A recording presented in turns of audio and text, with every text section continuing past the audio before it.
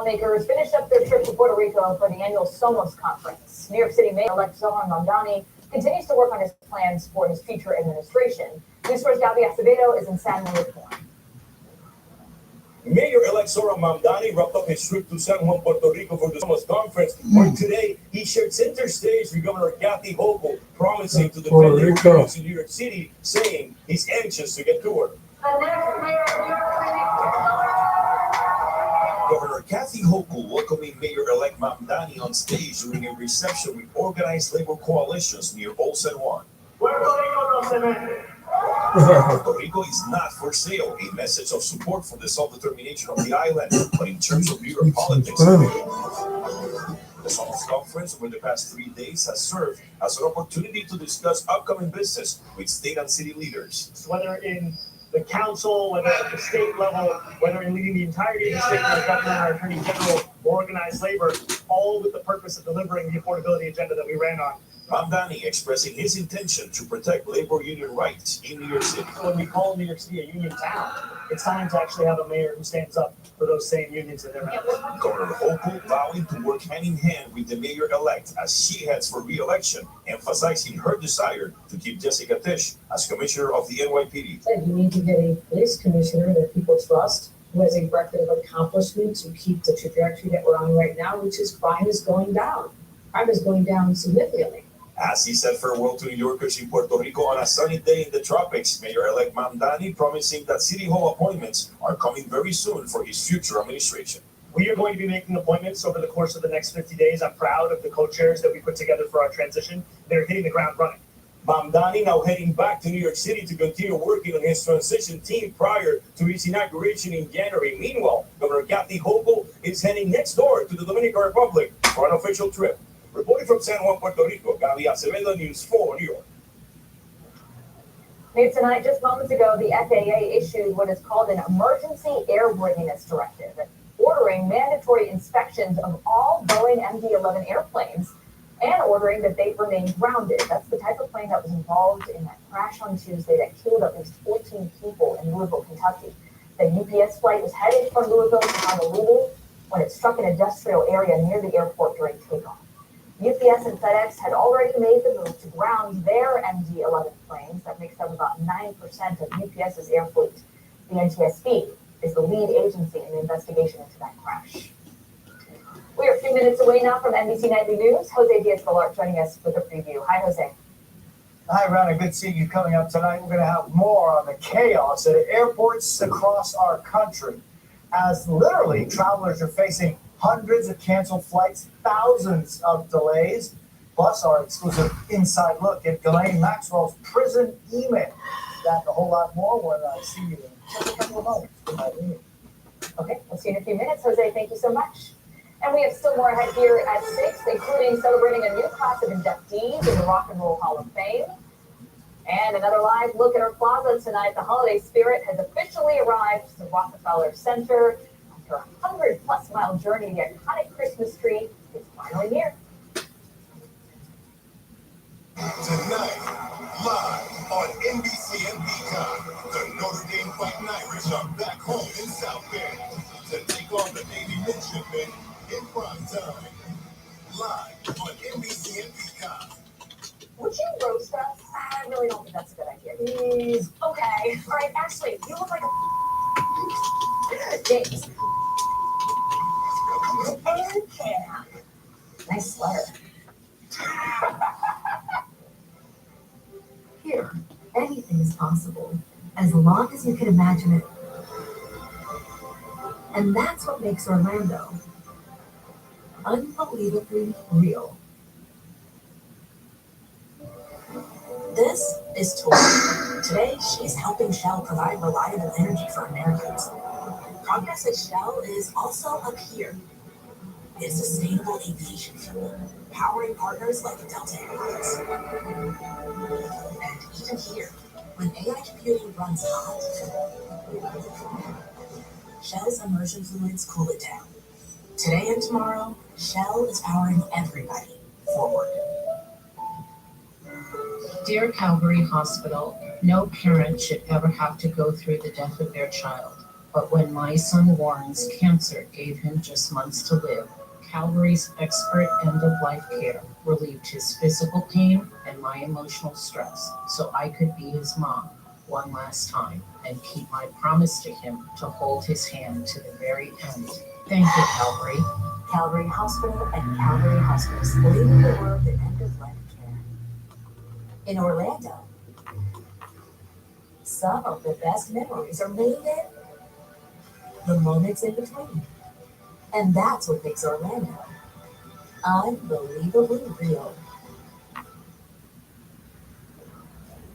Now we know it's the holidays. The sure sign of the season is now here in Midtown. The Rockefeller Center Christmas tree arrived this morning. Here's News 4 anchor Gus Rosendale with all the excitement. An early morning wake-up call for what's about to become a holiday icon. Crews busy getting ready to hoist up and set up the Rockefeller Center Christmas tree. I got a picture from the Rockefeller Center security supervisor, my buddy Jimmy, and oh my God, I saw the picture of the snow on it. It was great. I said, where's that address? Let me go and see it tomorrow. Getting here is quite the journey. The 75-foot-tall Norway spruce got into town last night. This year's tree comes from East Greenbush, New York. It's right outside of Albany. It's about a 150-mile journey here in the big city. The tree was loaded onto a truck and escorted by a number of police vehicles. And we caught up with some lucky people in Midtown who spotted the tree on its way in. Out of the blue, we came to see St. Patrick's Cathedral, and then we figured we'd walk over and see the tree. And sure enough, the tree was getting delivered, and we saw the whole thing. It's actually unreal from someone from New York and actually seeing it down like this. It's crazy because we usually just see it up with the lights on, but this is just a different experience. Now, of course, the lighting is the big event, but over the years, the crowds have grown, and the arrival has become a big event onto its own. And then for the family who donates a tree, well, that's a very personal experience. I moved to the Albany area probably about 2008, but that's when I first saw the trees, when I met my husband. It has been on his family property since the 20s. Their great-grandparents are the ones who planted the tree. My son's the 5th generation to now live in that house. So it's such a family history for us to then come here and share with everyone. And just like clockwork, it all comes together. The tree carefully raised up and lowered into its home for the next several weeks. 50,000 LED lights will eventually adorn it, along with that 900-pound Swarovski crystal star. What's soon to be the world's most famous Christmas tree, right where it belongs, ready to usher in the holidays for the tri-state area and beyond. At Rockefeller Center, Gus Rosendale, News 4. All right, it is that time. The crowds are starting that. We're going to start to feel a little bit more like winter-like weather soon. I know it's hard to get into that mindset after a day like today was so beautiful. Saw people running in the park in tank tops. Right, it felt like spring. It did, yeah. Very warm this time of year, but we have a dramatic change coming as we get into the start of the new week. Tomorrow's okay. Tomorrow's still close to 60 degrees. But watch what happens as we get into Monday and Tuesday. This big area of cold air that right now is locked up in Canada breaks free and moves south Monday and Tuesday. And just as it's starting to clear, another one comes in and keeps that jet stream to our south. That's basically what divides warm air from cold air. And we are going to be on the cold side of that starting on Monday. You can see how it impacts our temperatures as well. We're in Jacksonville down in Florida, barely above freezing. And for us, it'll bring our coldest temperature since April 9th. 7 months since we've had a real shot at getting down to freezing in the city. That's what we will be feeling on Tuesday morning. We'll talk about how much colder it'll feel with the wind in a moment. Right now, we're still in great shape. 63 in Queens, 57 in the Bronx, 58 at Staten Island, 62 in Brooklyn, and 60 at Central Park. Clouds starting to be coming down, but we will be dry tonight. That rain not really an issue until tomorrow afternoon. There's 2 o'clock, spotty showers. I think probably the best way to describe this. It's not going to be like last night where you had that cold front advancing west to east and everybody got some wet weather through the night into the early morning hours. This is much spottier through Sunday evening, maybe some heavier pockets of rain overnight into early on Monday. But then it clears out. And we just got to spend all Monday hovering around 50 degrees. It's Monday night when things get interesting. Watch that temperature drop. Wind chills here in the 20s and teens early on Tuesday morning, and then it just stays windy all Tuesday. A blustery Veterans Day here with gusts anywhere from 35 to 45 miles an hour. And as we're going through today, what is already a cold day, feel even colder. That 42-degree high, likely to feel like it's in the 30s at best. We do let up on the wind by Wednesday. Better weather by afternoon there, high up around 50 degrees. Thursday, Friday look like more of the same. It's staying pretty quiet into next weekend as well. But as far as tomorrow goes, we'll wake up with some clouds, pretty comfortable temperatures, and the rain chance tomorrow afternoon. Know what's coming. I wouldn't cancel plans for it. Okay. At least we'll enjoy the temperatures before it gets really cold. Yes. Okay, Matt, thank you so much. Happening tonight, the class of 2026 will be inducted into the Rock and Roll Hall of Fame. This is the full list of this year's choices. They include Outkast, Cyndi Lauper, Salt and Pepper, and Soundgarden. Artists representing every decade from the 1950s to the 2000s will be included, from Chubby Checker to the White Stripes. Also tonight, Elton John scheduled to pay musical tribute to Hall member Brian Wilson, who died earlier this year. All right, John Chandler joining us now with a look at what's coming up in sports. Yeah, big one today at the Garden in college basketball. St. John's wants a national championship this year. They feel they could get it. Well, today they learned some things about those plans. Also coming up, is this one of the best catches you've ever seen? It's gotta be. Matt Brickman says yes. The Jets fans, you might need to get familiar with who threw this ball. We'll explain next on News 4 at 6. No matter how big the story. Today in New York has you covered. Fall brings all kinds of weather. I'm here with the area's most accurate forecast to prepare you and your family. Traffic? No problem. We keep you moving along. We're viewing all local teams. Today in New York. Closed captioning provided by Toyota. Let's go places. More. It's something people with COPD want. Dupixent makes more possible. It helps adults breathe easier, starting in as little as 2 weeks. That could mean more places visited, more dogs walked, more gardens tended, more to look forward to. It's amazing what can happen when you can do more. Dupixent is an add-on treatment for COPD that is not well controlled and with a specific marker of inflammation. It's not for sudden breathing problems. Dupixent helps block a key source of inflammation, and it's proven to help reduce flare-ups, so you can do more with less COPD. Severe allergic reactions, including skin reactions, can occur. Get help with face, mouth, tongue, or throat swelling, wheezing, or trouble breathing. Tell your doctor of new or worsening eye problems like eye pain or vision changes, joint aches and pain, or a parasitic infection or asthma. Don't change or stop other treatments without talking to your doctor. What will you do with your more? Ask a pulmonologist about Dupixent and COPD. Do you want free internet forever? You got it. Really. We need it. Spectrum is offering free fiber-powered internet forever. Want it?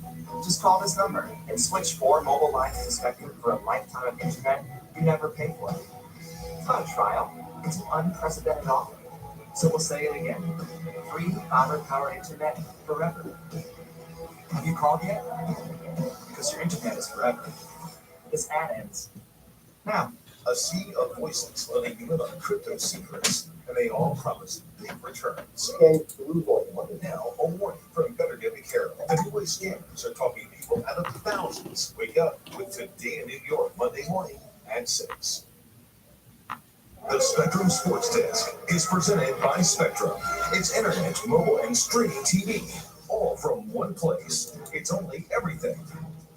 All right, John is back with sports. A big game, a fun night, and a big test. Yes, dare I say, like a March Madness feel in November. And that's what the Johnnies wanted. That's what Rick Pitino was looking for. He scheduled tough games early in the season for St. John's to see what his fifth-ranked team is made of. Apparently it's not defense, because Alabama scored at will on them today. But so did St. John's, led by Zuby Mitchell. I don't care what you negotiated. Biggest preseason favorite for Player of the Year. The fact that you and a 7-5 lead, but that was fleeting throughout the well, these are $1 trillion. I mean, really now. Here's a man, you know, who's looking at $1 trillion on people making 40-something thousand a year. He's fired up. They scored 96 points. Most days, that wins. But not against this team. 15th ranked Crimson Tide could fill up a stat sheet, and they did just that, outscoring them by 15 from 3 and 14 in the paint. Alabama upset St. John's 103-96. And for Rick Pitino and his team with 11 new players this year, that's a learning experience. It's a new team. They're getting used to each other, and this is a great game to play. It'll teach us a lot. We scored 96 points and they scored 103. So you're not gonna, when you give up 103 points, you're not gonna win. We don't have the ability to score 106, 103. So this game is only gonna help us grow as a basketball team.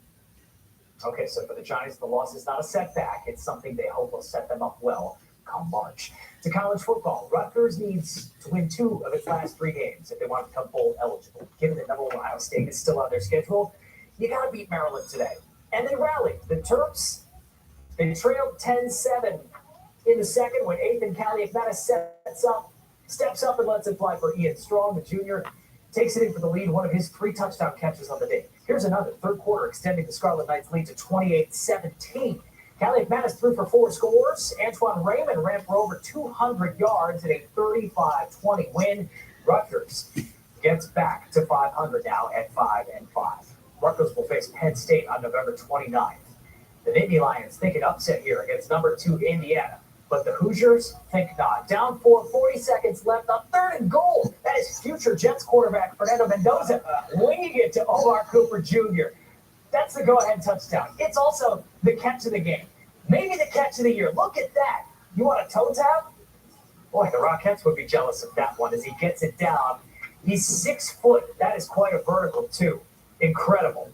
And that's good for the win as Indiana remains undefeated and winning at Happy Valley for the first time ever. They're 10-0. Okay.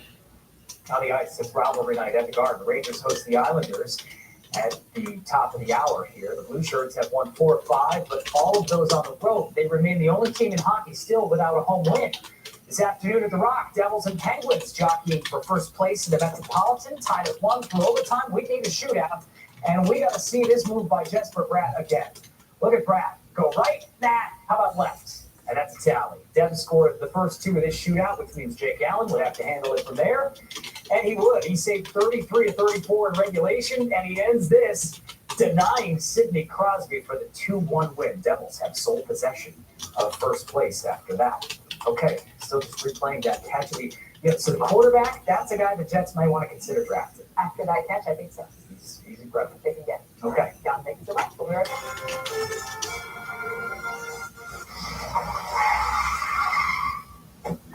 Hey, Dad, can we talk? Sure, what's up? I gotta come clean about something. It's my car. You're a brand new 100 stop. You might be on the naughty list. Enjoy your car. Feels so right, it almost feels wrong. The Hyundai Getaway Sales Event. Lease a Hyundai Tucson SE for $209 a month, or get 0% APR for 60 months, plus 0 payments for 90 days. Hurry, offers end soon. I'm on vacation, and I'm stuck with my family. I gotta go. This is self-care. You never return. Let us in the picture. Get how hard delay. How'd you get my number? Call 1-800-STEAMER. Fred's got a good voice. So, what happened here?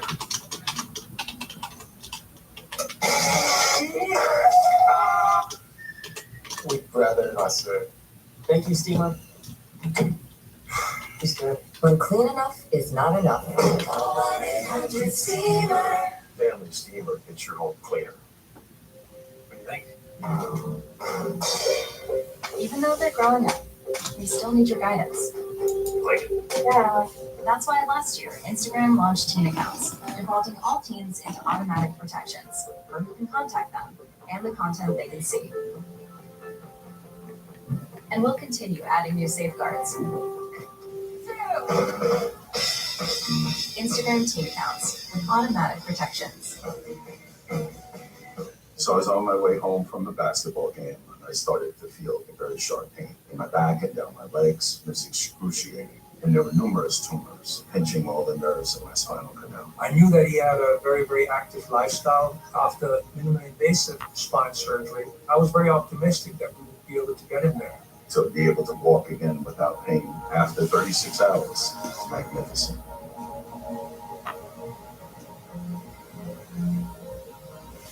I am very active, but my spine was so crooked, the pain level was beyond control.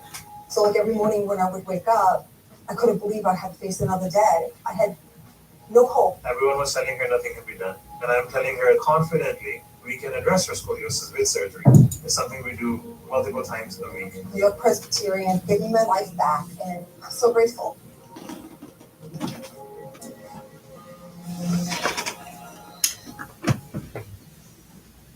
A beautiful day today. I won't say it's the last nice day of the year, but it might be. Tomorrow starts out dry, showers by afternoon, and the cold takes over Monday night. Thank you so much. Thank you for joining us. 9 News is next. We'll see you here at 11. Have a great night.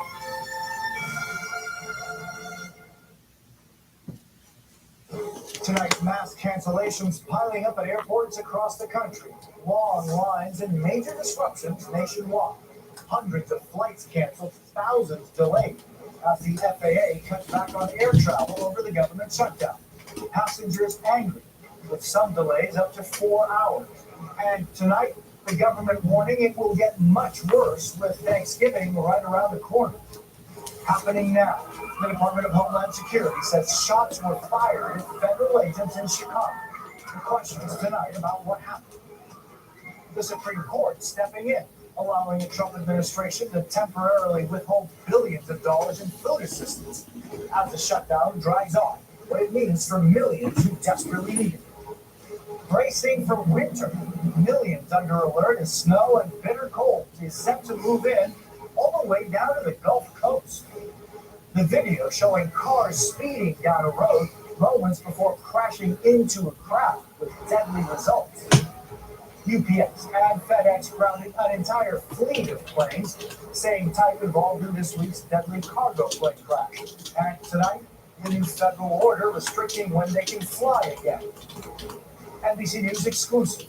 Our inside look at Ghislaine Maxwell's emails, revealing what her life is like inside her new prison. And now Congress is investigating whether she got special treatment. It's official. The Rockefeller Center Christmas tree is here for the holidays. And there's good news tonight. About the journey of a lifetime for two pen pals for decades in the making. This is NBC Nightly News with Jose Diaz-Millard. Good evening. We begin tonight with a chaotic situation unfolding in our nation's airports. More than 1,000 flights were canceled today and more than 5,000 delayed. And those numbers are only expected to increase in the days ahead.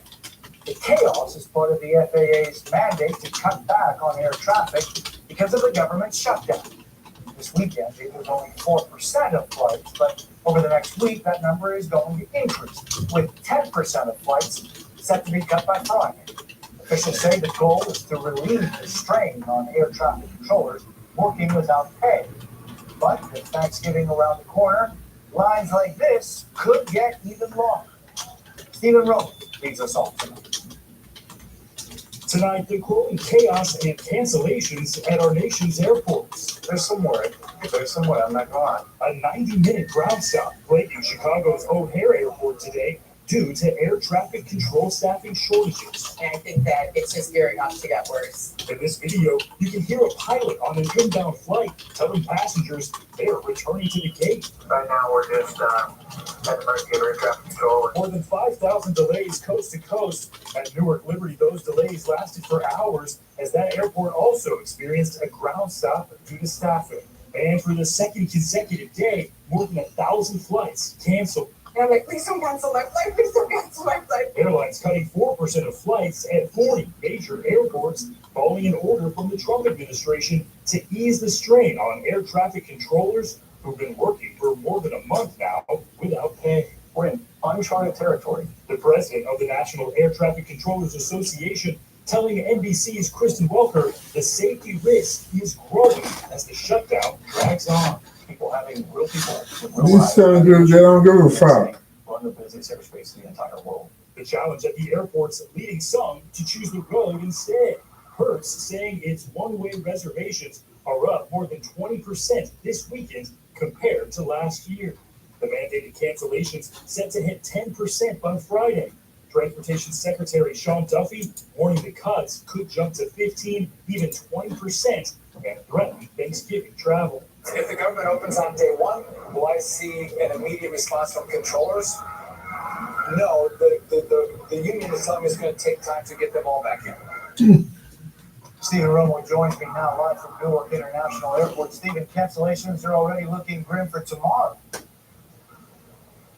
Yeah, that's right, Jose. FlightAware is showing there are already nearly 1,000 cancellations lined up for tomorrow. And if we hit that mark, it'll be the third day in a row we've seen cancellations at that level, leaving passengers scrambling to figure out what to do. Jose? Stephen Romo at Newark Airport, thank you. To Chicago now, and an apparent violent clash involving federal officials.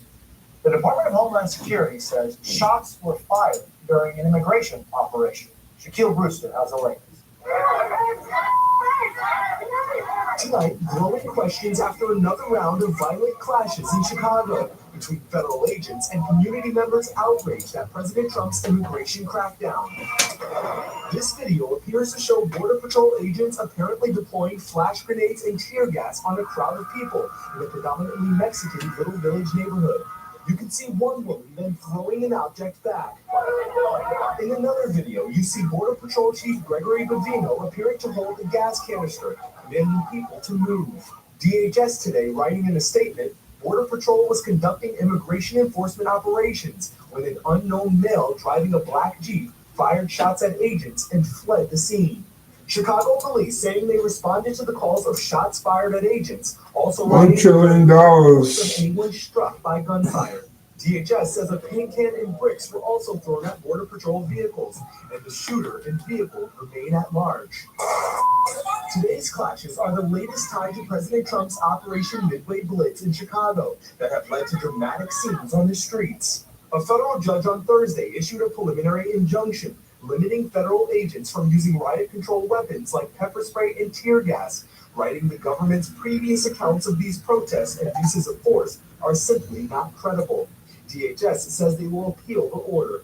But tonight, federal enforcement now searching for a suspect after yet another violent day. Shaq joins me now near the scene in Little Village. Shaq, what's been the reaction? Well, let's say the scene is clear, but the situation is still very tense. An elected official representing this area tonight setting an emergency protest after he says two of his constituents were detained by federal officers. One, he says, was a 15-year-old. The other, an 18-year-old who was just released from the hospital, but he says is still in custody. Meanwhile, Chicago's mayor now calling on the UN to investigate what he's calling a worsening human rights crisis in the United States. Jose? Shaquille Brewster in Chicago, thank you. Across the country tonight, the impacts of the government shutdown are growing a bit more dire for millions of people going without food assistance after a Supreme Court order impacting the SNAP program. Yamiche Alsing reports. Tonight, millions of Americans who rely on the government for assistance living in limbo as the government shutdown drags on. In a late Friday night order, the Supreme Court temporarily blocked a lower court decision that had ordered the Trump administration to fully fund SNAP benefit payments by Friday. That stay from the High Court means for now, the administration can withhold about $4 billion in SNAP benefits. Agricultural Secretary Brooke Rollins praised the order. But you can't just create money to fund a program that Congress refuses to fund. At this point, it's not clear when and how much money will actually be delivered to the nearly 42 million Americans who rely on SNAP benefits. It's very emotional when you don't know how you're going to feed yourself or your family. I have a child with a lot of special needs and needs on a specialized diet, so without the help of the food stamps, what can I do? The Trump administration has said it could make partial payments using a contingency fund. In court filings, the administration has also argued that it cannot draw from additional funds to fully fund SNAP because doing so would take away resources from other programs like school lunches. Today, in a rare Saturday session, senators continue to hammer each other over the shutdown and its consequences. For this administration to go all the way to the Supreme Court just to get out of having to pay SNAP benefits for hungry kids is pathological levels of vindictiveness. As I'm glad to see that after 38 days, Democrats are finally warming up to the idea that their shutdown can't go on forever.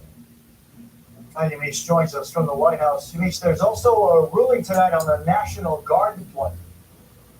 That's right. On Friday, a federal judge in Oregon issued a permanent injunction barring the Trump administration from deploying the National Guard on the streets of Portland in response to protests against the president's immigration policies. But tonight, a White House official tells NBC News that the administration plans to appeal that decision and expects to be, quote, vindicated by a higher court.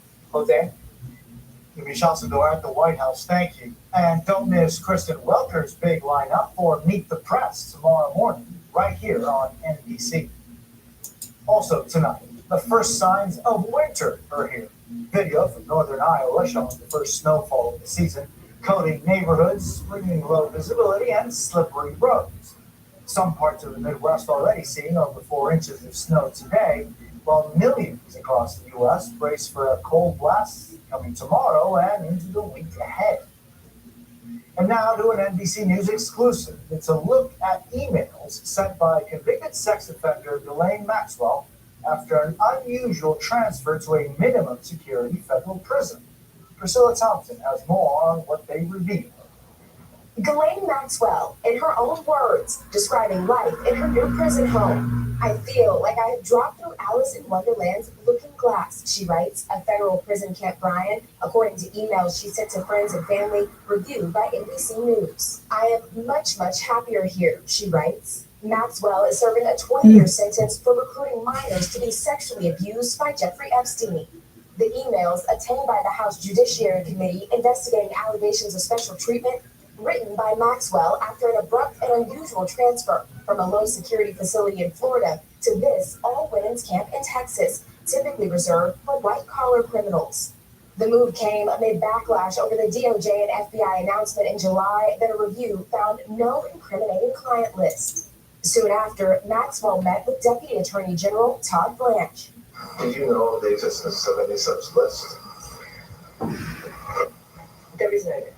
Days later, she was transferred and writing emails gushing over her improved conditions. The food is legions better. The place is clean. The staff responsive and polite, she wrote. Saying in another, you are not allowed to steal, beat people up, and attack them with homemade weapons. The Justice Department, which oversees federal prisons, declined to comment. Maxwell's attorney saying in a statement, it's time to get over the fact that she's in a safer facility. We should want that for everyone. The family of abuse survivor Virginia Roberts Dufresne, who later died by suicide, saying, we strongly reject the notion that a convicted child sex trafficker should reside in a residential neighborhood, shielded by fences instead of bars. Priscilla Thompson, NBC News. Also tonight, the British royal family appearing in public for the first time since King Charles's younger brother Andrew was officially stripped of his title as prince over his ties to Jeffrey Epstein. The royals appearing at a concert tonight and a series of Remembrance Day events marking the end of World War I. Still ahead tonight, new fallout from that deadly UPS cargo plane crash earlier in the week. Why 2 companies are now grounding planes just like the one that crashed. Ever changed a tire before? Don't panic. I'm going to walk you through it step by step. I just wanted to help people with everyday problems by sharing dad advice on TikTok. Start by making an X, throw the big fish over the rock, and then down. There are people out there that don't have a dad. I want them to be comfortable knowing there is somebody out there that cares. I'm not a dad to just my own kids, but to the millions of people out there that just need to hear, you got this. With schizophrenia, it can feel like your symptoms decide what you do and who you can be. If you still have symptoms, be bold and ask your healthcare provider about Cobenfy, a twice-daily pill for the treatment of schizophrenia. Cobenfy is not an antipsychotic, it's a different kind of treatment. Cobenfy showed overall improvement across a range of schizophrenia symptoms. And in clinical studies, most people saw no substantial weight gain. Don't take if allergic to Cobenfy, have trouble emptying your bladder or stomach, certain liver problems, or untreated narrow angle glaucoma. Serious side effects such as urinary retention, worsening liver, kidney, bile duct, and gallbladder problems, slow stomach emptying, serious allergic reactions, narrow angle glaucoma, increased heart rate, and side effects in those with kidney problems may occur. Don't drive or use heavy machinery until you know how Cobenfy affects you. Seek help right away if you have hives, swelling of your face, lips, mouth, tongue, or throat, hoarseness, difficulty speaking, breathing, or emptying your bladder. Imagine what could be Cobenfy.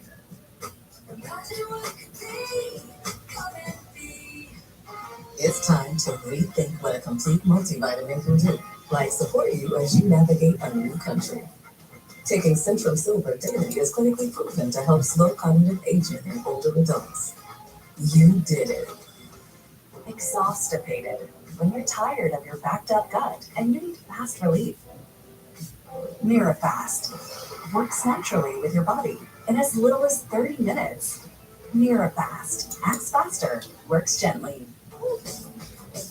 It's the dog park with all the dogs there. And the people you see that you don't really know because it's the dog park. It's the dog park. Brought to you by Progressive Insurance. What are you eating? What are you eating? Open your mouth. Open your mouth. It's the dog park. Protect your pet from injury and illness with Progressive Pet Insurance. We're back with a deadly crash in Tampa overnight. This video showing a suspected street racer barreling into a crowd, killing 4 people and injuring nearly a dozen others. Police say it started with the 2 vehicles racing before the crash. A 22-year-old suspect was arrested at the scene.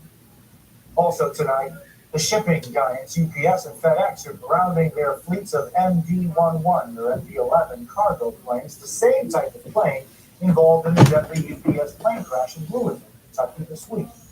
Dana Griffin has the latest. The warning, some of the video is disturbing.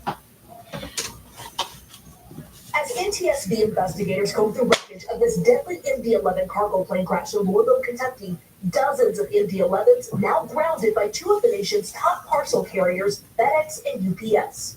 A UPS spokesperson writing, "Nothing is more important to us than the safety of our employees and the communities we serve." This is the cockpit alert UPS pilots received as the grounding order was issued, telling them they are not to depart effective immediately. Boeing recommending the grounding out of an abundance of caution, and the FAA tonight making it official, issuing an emergency airworthiness directive requiring the planes to be inspected before they can fly again. It will likely take up to a year before investigators determine what ultimately caused this week's crash. Captain Bob Travis heads the UPS Pilots Union.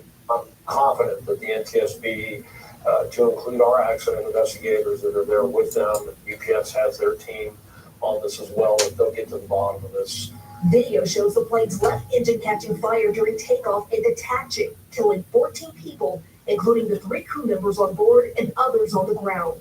A candlelight vigil held last night to honor the victims. When I heard that a child died, that hit me hard. I choked up.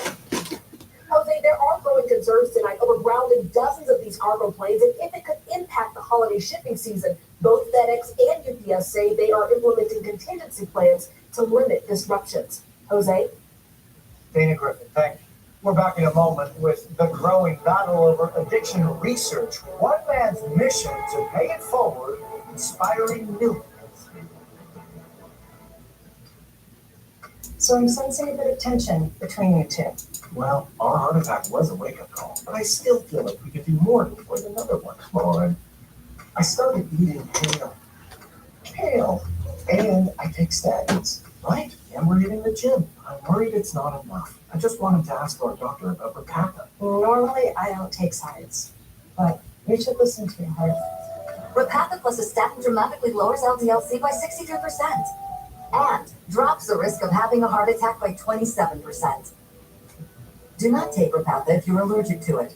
Serious allergic reactions can occur. Get medical help right away if you have trouble breathing or swallowing, swelling of the face, lips, tongue, throat, or arms. Common side effects include runny nose, sore throat, common cold symptoms, flu or flu-like symptoms, back pain, high blood sugar, and redness, pain, or bruising at the injection site. You were right. Our LDL-C is in a better place, and so are we. Listen to your heart. Ask your doctor about Repatha. At Wayfair, the holidays are here, and I'm not ready. I know. Let's get you prepped with Wayfair. Push it.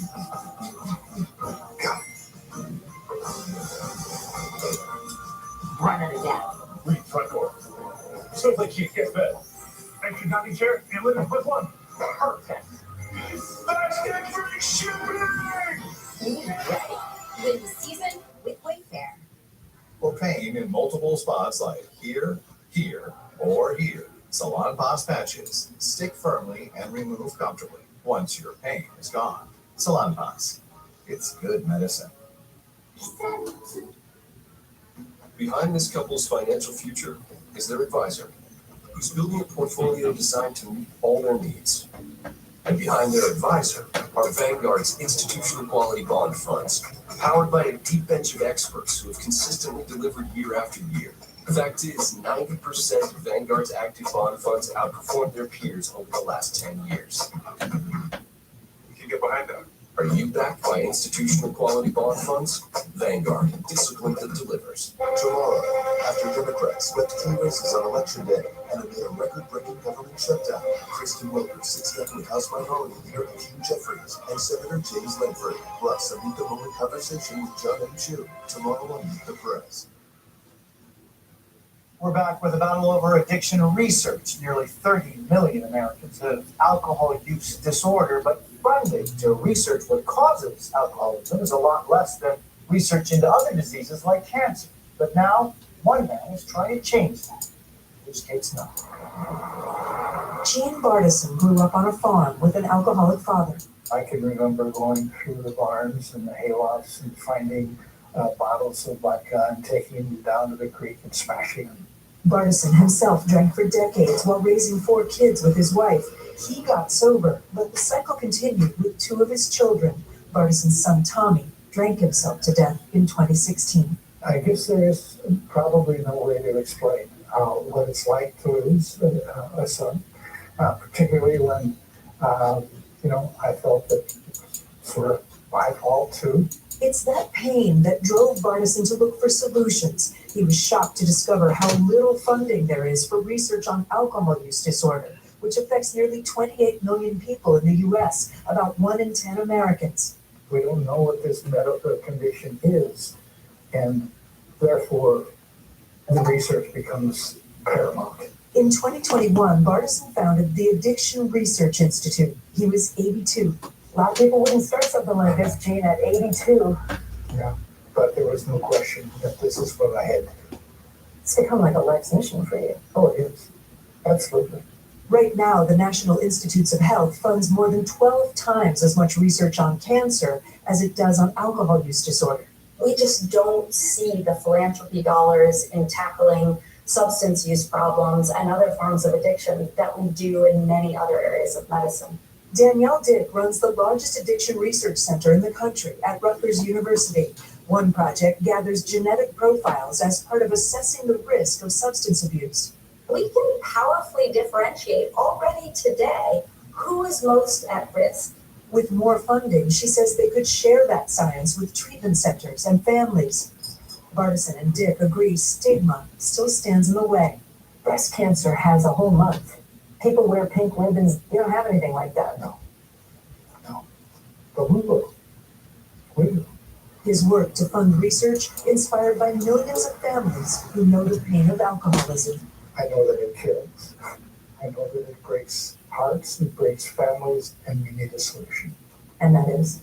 Go find the cure. Kate Snow, NBC News, La Jolla, California.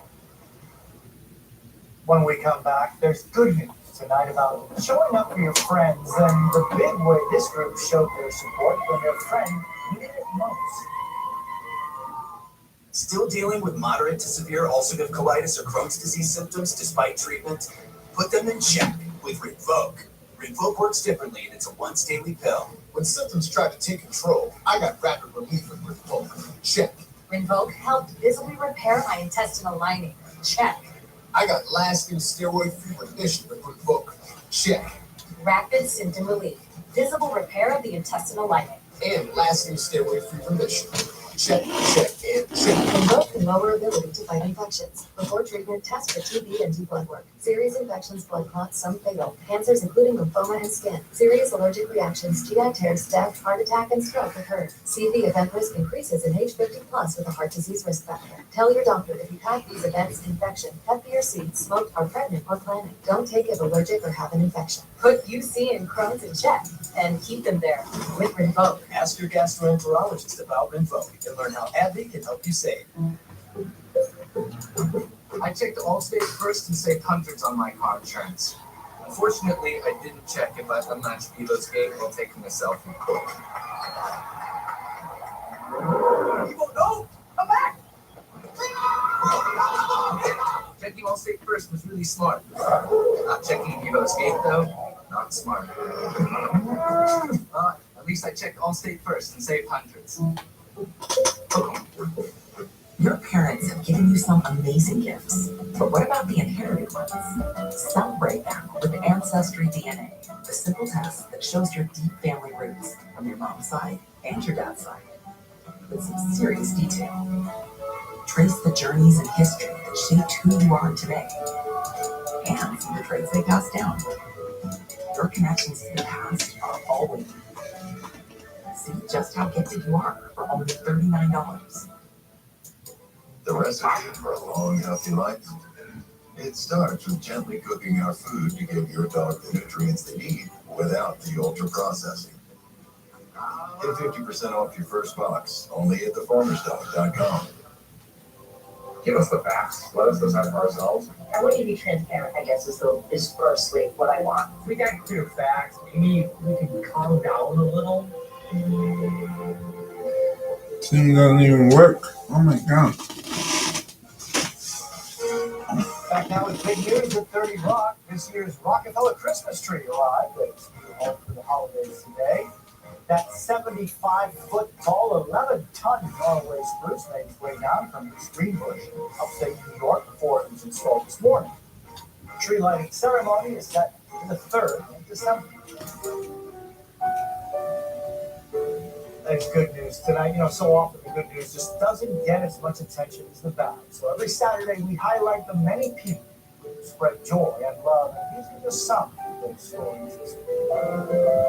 For this New Jersey woman, a journey decades in the making. Debbie Housechild is heading to London to meet her friend, Jane Bean, for the very first time. Their friendship began in the 70s. Children's show matched them as pen pals. They stayed in touch over the years, but then they realized 50 years had gone by. So they finally decided to meet. No longer an ocean away, now they're finally making memories together. This is the sound of service. That's Sergeant Daniel Snarch, a teacher at Huntington North High School in Indiana, being sent off with an honor walk before his dreams of serving in the armed forces came true. A surprise from his students to thank him for his service and for being a great teacher.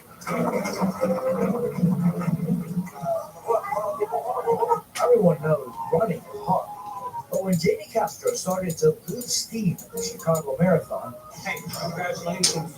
You're on your way. You're on your way. It's freaking crazy. I can't. came to the rescue. When you get to this part, it's not proof that you did something wrong. It's proof you did something right. You're good. You're good. You got it. You got it. All right? And then I want to hear about it when it's done. All right? You got it. You're a rock star. Those words of encouragement lifted Jamie's spirits and carried her across the finish line.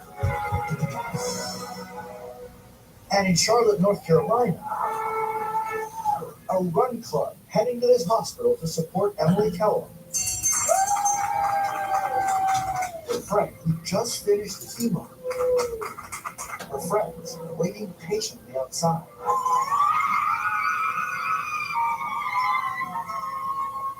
What did that moment feel like? And what were the things that most stood out to you about what that moment meant?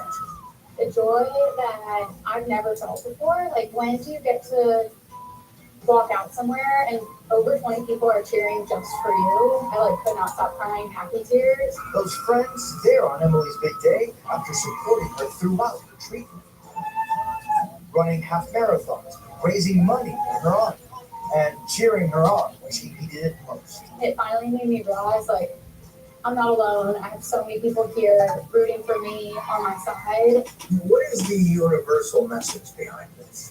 That there is hope, and that there is a light at the end of the tunnel. I think you'll surprise yourself on how much you're able to do and how important your community is too. That's NBC for this Saturday. How Jackson will be here tomorrow night. I'm Jose Diaz. I want to thank you for the privilege of your time.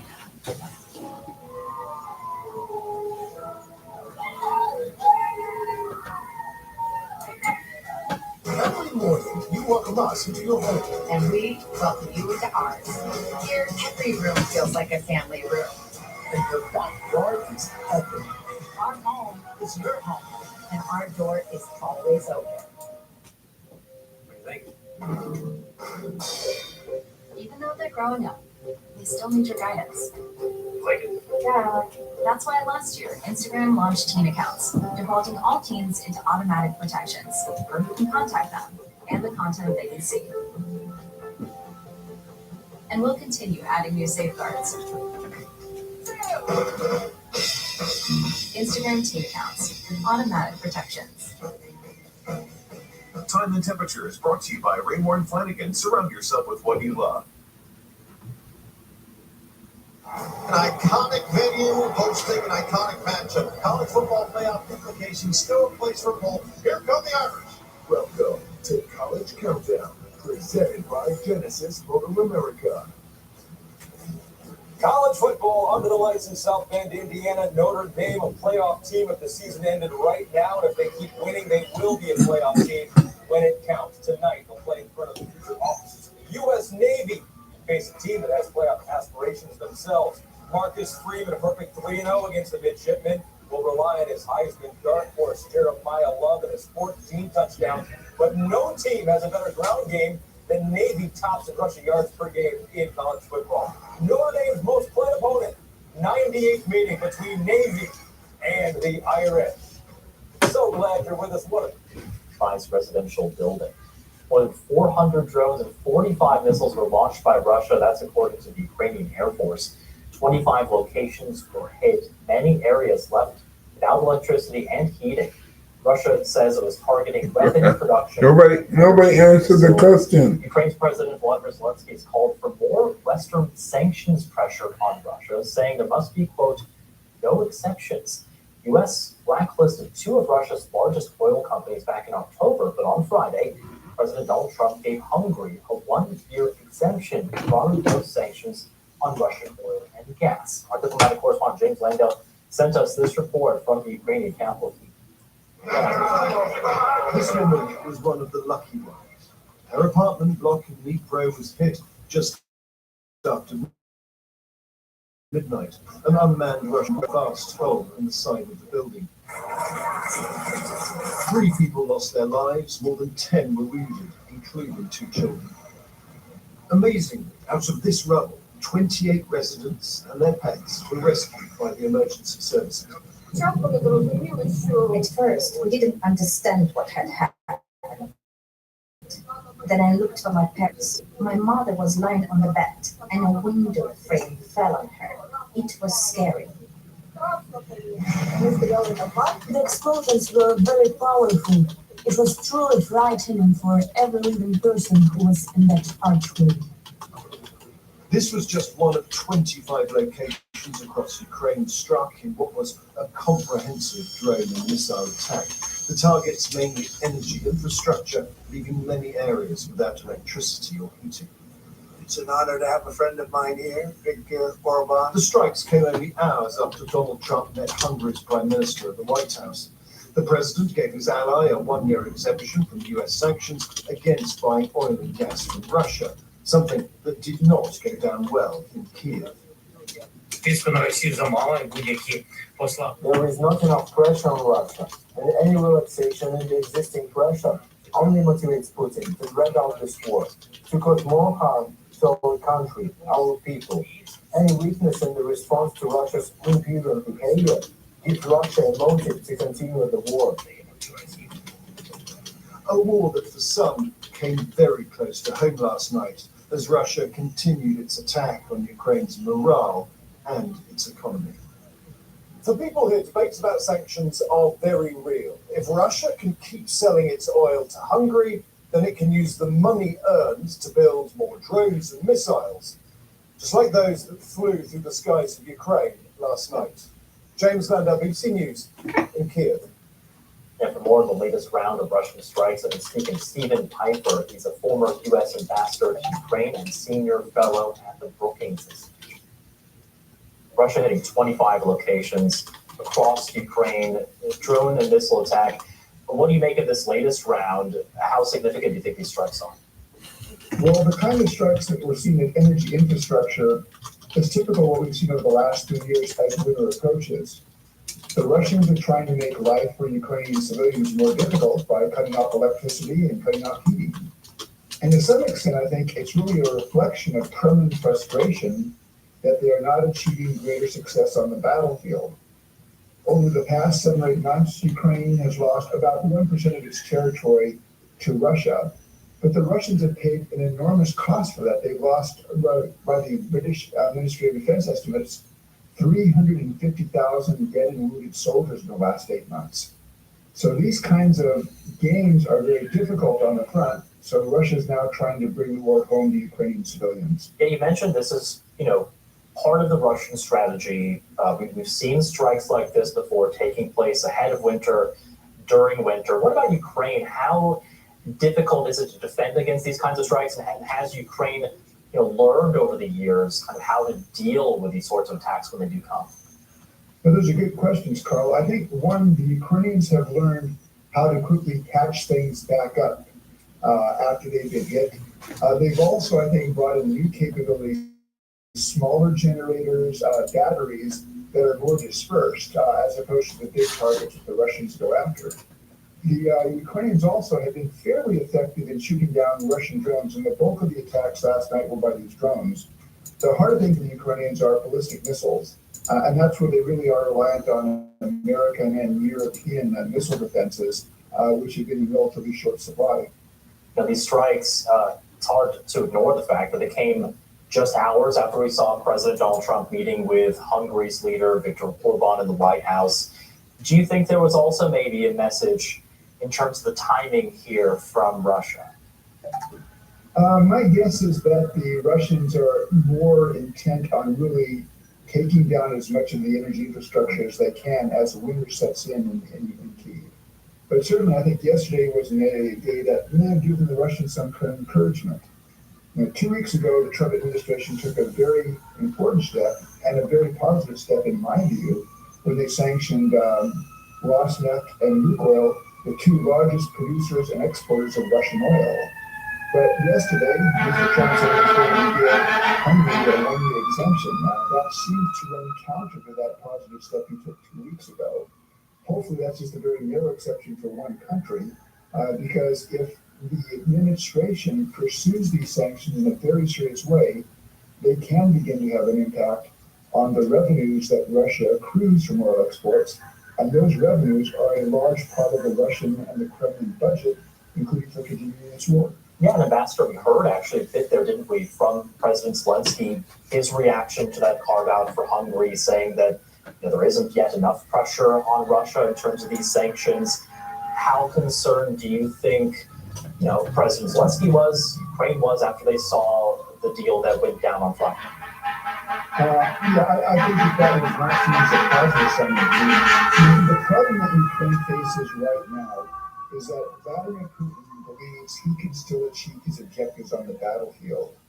And what the West should be doing, including the United States, is helping Ukraine change that calculation to disabuse Putin of the notion that he can achieve those goals by force of arms, and persuade them, A, he's going to fail, and as long as he keeps trying, the military, the economic, and political costs to Russia are applied in a serious way to pressure Russia. They can raise those economic costs of this war to Russia. Ambassador, about 30 seconds left here, but winter is coming. It can be very cold in Ukraine. Obviously, these rounds of strikes now on energy infrastructure once again.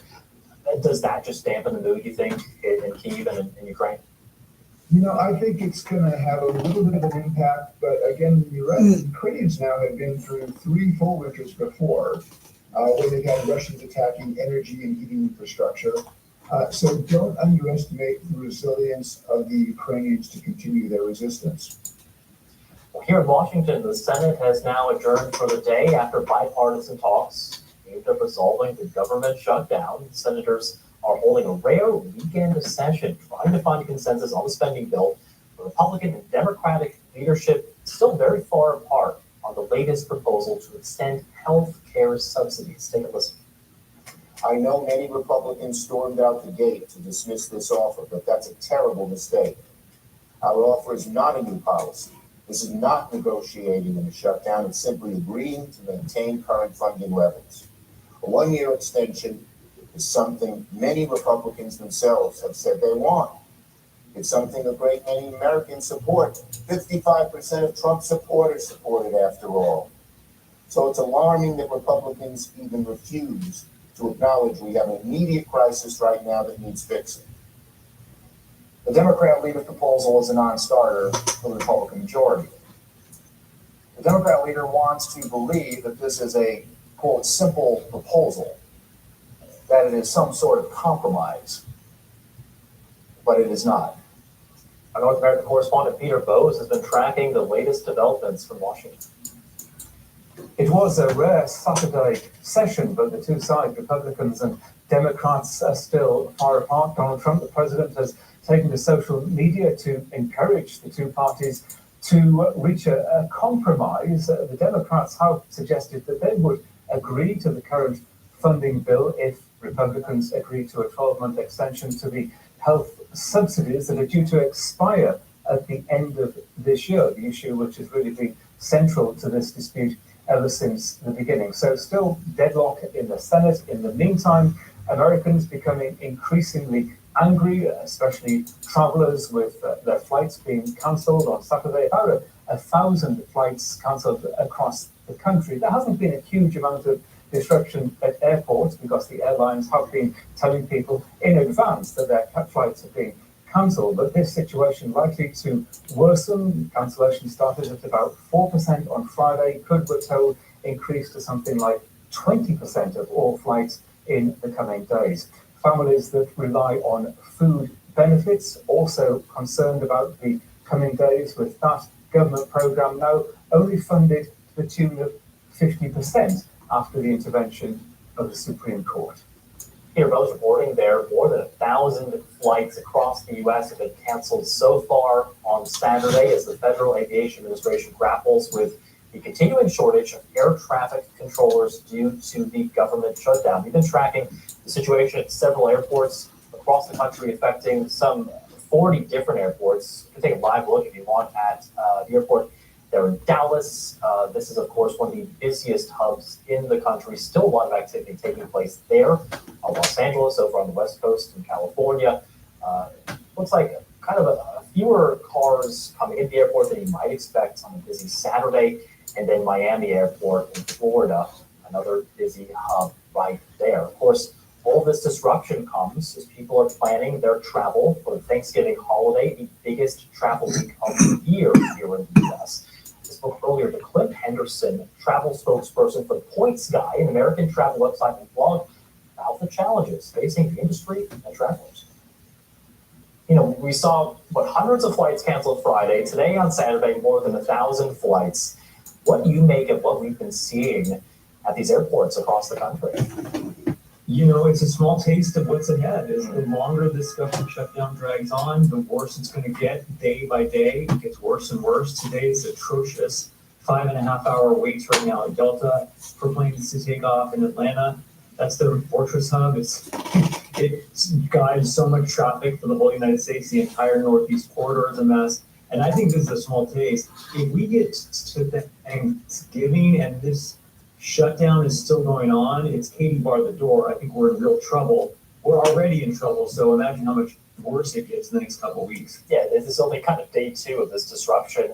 What have you been hearing from American travelers? You know, are they kind of understanding of what's going on? What's the level of frustration that you're gauging right now? It's really high and it's growing, and I think it's going to be extreme if people have to cancel their Thanksgiving plans, which frankly a lot of people should be considering right now. I don't see this government shutdown coming to an end anytime soon. Even though we're miraculously to reopen the government on Monday, this is going to have drag-on effects for weeks. So we may still be in a bit of a mess by Thanksgiving time. So I really strongly advise passengers to ask themselves if they really need to travel right now. Have a plan B if they do have to travel. You know, I think Mostly international flights are protected right now. The big hub-to-hub flights are looking good. So if you have a hub-to-hub flight, you may be okay, international flight. But if you're trying to get to a small town America or something, I think those flights are the most likely to be canceled right now. We mentioned Thanksgiving is surprisingly not that far away, I think a little bit more than 2 weeks. What would you tell people who are looking at their travel plans right now, kind of unsure of what to do? How do they navigate the situation if they want to fly home for Thanksgiving? Yeah, I think it's really important that you have a backup plan, that maybe look to see if there's a train that can get you to where you need to go, or if you can drive. It might be time to drive. It might be time to cut bait and just say, I'm going to stay home for Thanksgiving this year, or do what I'm going to do. I'm trying to get to Montana to my dad's ranch. Well, I know that JFK to Salt Lake City flight is probably going to be okay, but I'm going to rent a car in Salt Lake City as a backup in case that flight from Salt Lake City to that regional airport in Montana is canceled. That way I have a rental car booked. So passengers, travelers are just having to get really creative right now and really stretch. You might book a second airline ticket using points and miles that you can get back if you don't end up taking it. In case your American flight gets canceled, then you have a backup on United. You just have to be really crafty right now. Yeah, the time to get creative, I think, if you're looking to travel. We're seeing just 4% right now. That's the cut levels over this weekend. We heard from the Trump administration it could go up to 10%, and then as high as 20% over the next week or so. What would that level of flight reductions mean, do you think, for just the system as a whole right now in the U.S.? Well, looking at the mess that is today with only a 4% cut, I can only imagine what a 20% cut would do, especially during the busiest holiday travel week of the year, which is Thanksgiving. It'll be a real mess. And if we're still in government shutdown by the time we get to Thanksgiving, and they're talking about 20% reductions in flights, I think it's time to really think maybe I'm not going to try to fly during Thanksgiving. Just before I let you go, to put this in perspective here, this is being done, the government says, for safety reasons, that there may not be enough air traffic controllers to kind of handle the situation during the lockdown. Just help us understand the safety considerations here.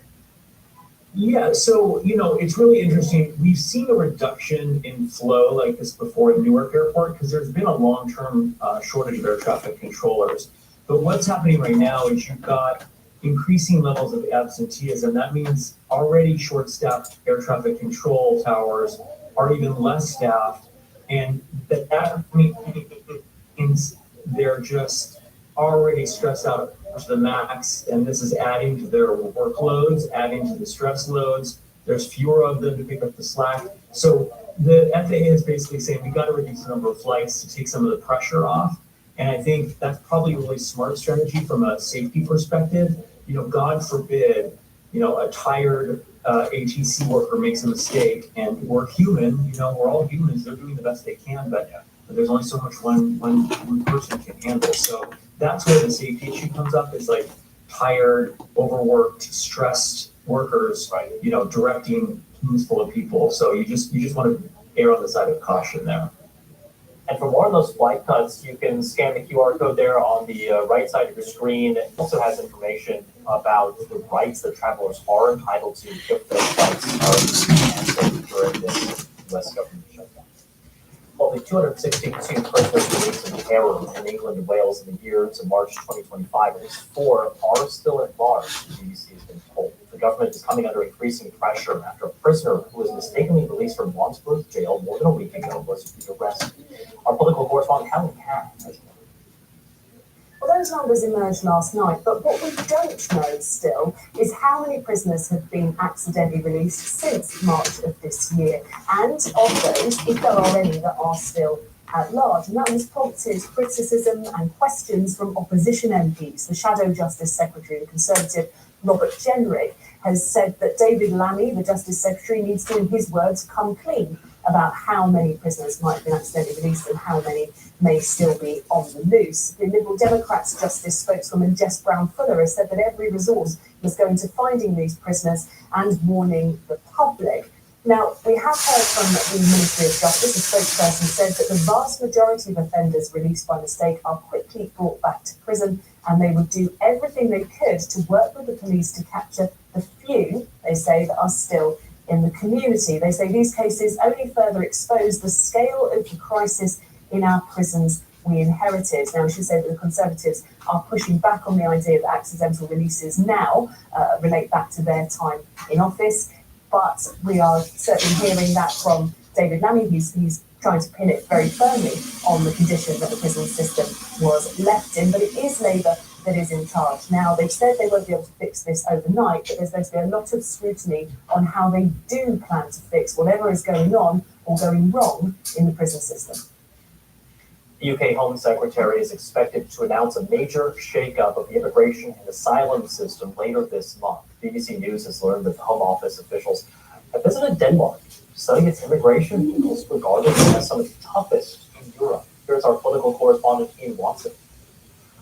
At this year's Labour conference, the Home Secretary, Shabana Mahmood, said she'd do whatever it takes to regain control of the UK's borders. When people see small boats arriving on our shores, they see a country that has lost control. She wants to reduce the incentives to come here and increase the expulsion of those who have no right to be in the UK. I'm told she's set to announce a major shake-up of the immigration system this month.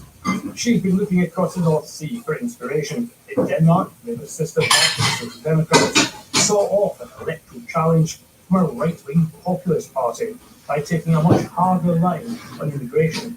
Shabana Mahmood's opposite number in Denmark told me what they did. We've tightened migration laws in many ways. We've had a focus on better return programs so we can send more people home. We have made it more difficult to have family reunification. I'm told Shabana Mahmood dispatched senior officials at the Home Office to Copenhagen to see what they could learn from the Danish system. Amongst the policies that are receiving close attention are tighter rules on family reunification, more barriers to overcome in Denmark if you're a refugee who wants to bring your family into the country. And in most cases, even asylum seekers whose claims are successful are only allowed to stay temporarily and can be sent back when their home country is deemed safer. But migrants who are living and working legally in Denmark now have to wait longer to gain citizenship or settlement rights. The Home Secretary isn't likely to impose all of Denmark's policies wholesale. She'll adapt rather than adopt. But Labour MPs disagree about whether or how far to go down the Danish road. They've got the lowest number of asylum seekers for over 40 years, and 95% of people whose claims are rejected are being returned. And those statistics are something that every country in Europe needs to be looking at. Even the kind of electoral argument for it is very shaky, because what you find is that even where you do win over anti-immigration voters, you're losing progressive voters who are pro-immigration, and therefore it's a zero-sum game. More than 1,200 demonstrate, which is taking concerns about asylum and immigration seriously. But if she moves too far toward Denmark, she's likely to face opposition inside her own party. Ian Watson, BBC News. Prosecutors in Kenya have welcomed the detention of a former British soldier over allegations he murdered a young woman in the country more than a decade ago. The body of 21-year-old Agnes Wanjiru was discovered 2 months after she disappeared in March 2012. The inquest in 2018 concluded she was murdered by British soldiers. Extradition proceedings have begun against 38-year-old Robert James Fergus, process he says he doesn't consent to.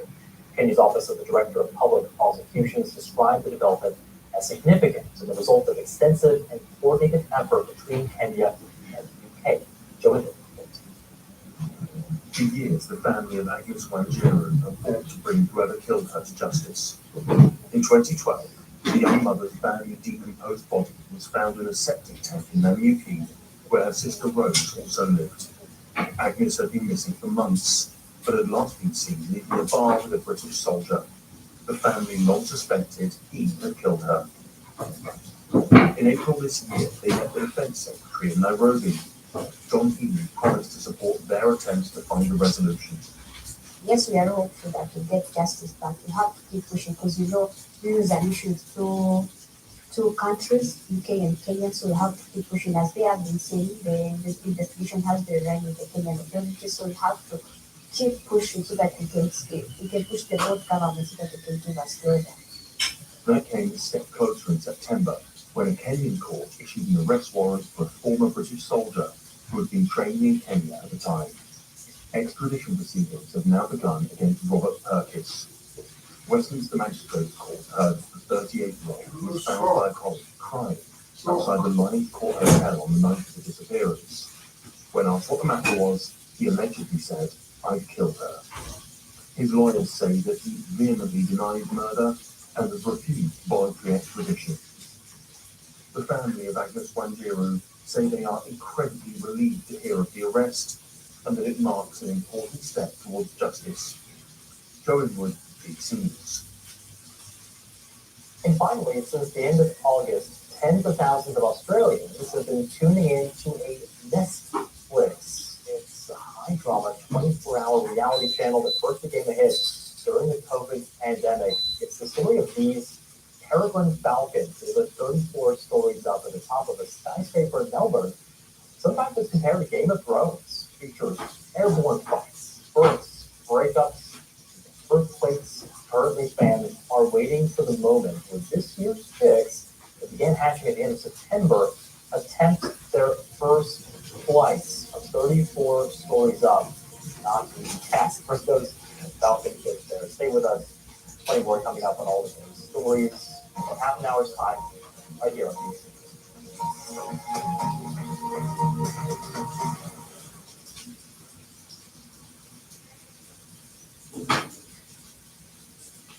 Some mornings the road calls for more than just horsepower. It asks for intention, precision, a quiet confidence that doesn't need to announce itself. It's the details, how you carry the moment that sets the tone. This isn't just about looking sharp, it's about feeling ready. Crafted for motion, built with purpose, designed to perform from sunrise to last leg. Collars and coats. Presidents and starters here. Try it for yourself today at collarsandco.com. There's a reason Hitch has millions of happy customers. We created sustainable, functional shampoo and conditioner bars made for every type of hair. Our Racewater protein bars repair damaged hair and promotes healthy hair growth for everyone. Our coconut oil bars are a perfect match for curly hair. They deliver major moisture and help reduce stubborn frizz. And our purple toning bars help raise and bronze and grassiness while bringing in much needed hydration. Find a bar that works for you. Visit us at mykids.com. With 4 Infants, you get more than promo products. You get the certainty of personal service, design expertise, and unmatched quality to make your moment shine. Visit 4infant.com. 4 Infants, 4 Infants.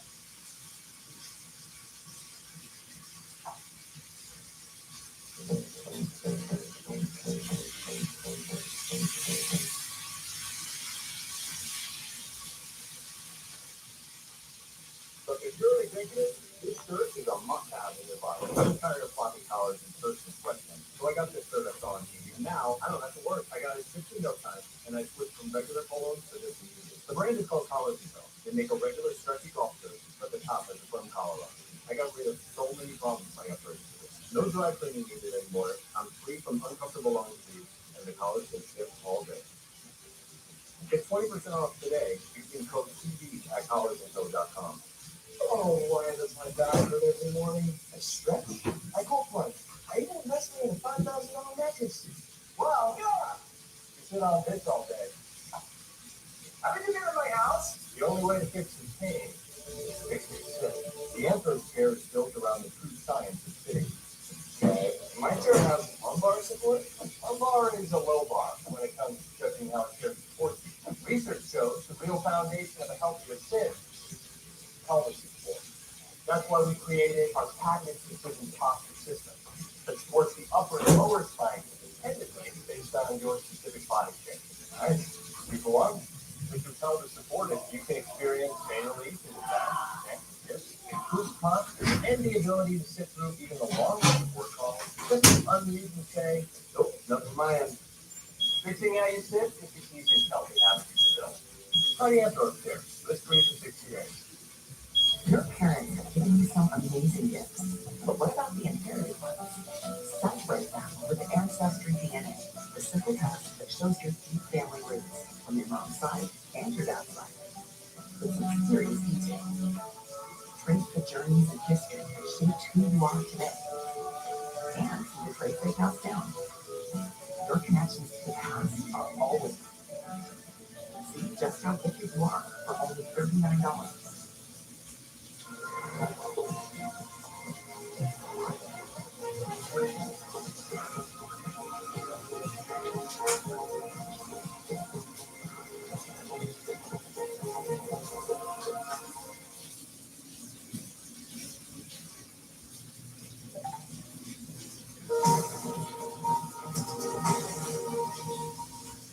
Missing over 100 years.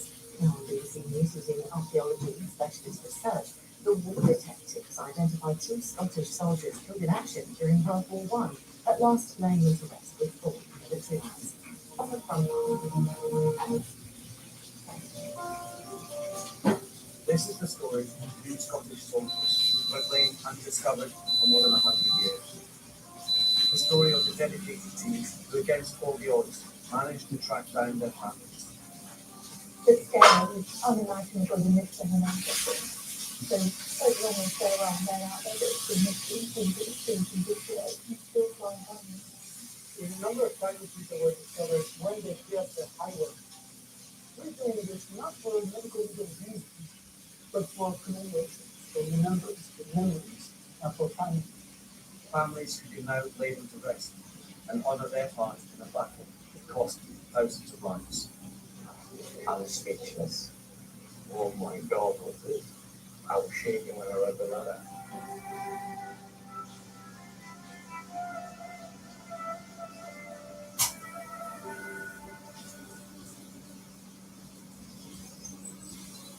It's estimated that 100,000 soldiers who fought and died in the First World War from 1914 to 1918 have no known grave. They're listed as missing, soon dead. Their families never had the chance to discover their fate, to honour their lives and their part in the war against Germany. Most are just names engraved on memorials. Their remains are scattered across France, buried under the passage of time. For some, their stories can be told again. Their names can be traced, their families informed, their bravery honoured. All thanks to the work of expert forensic teams and specialist researchers.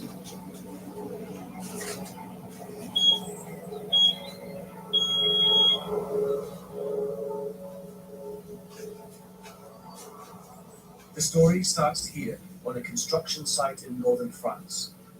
The soldiers' remains were uncovered by workers building a new hospital in the town of Mons in 2021.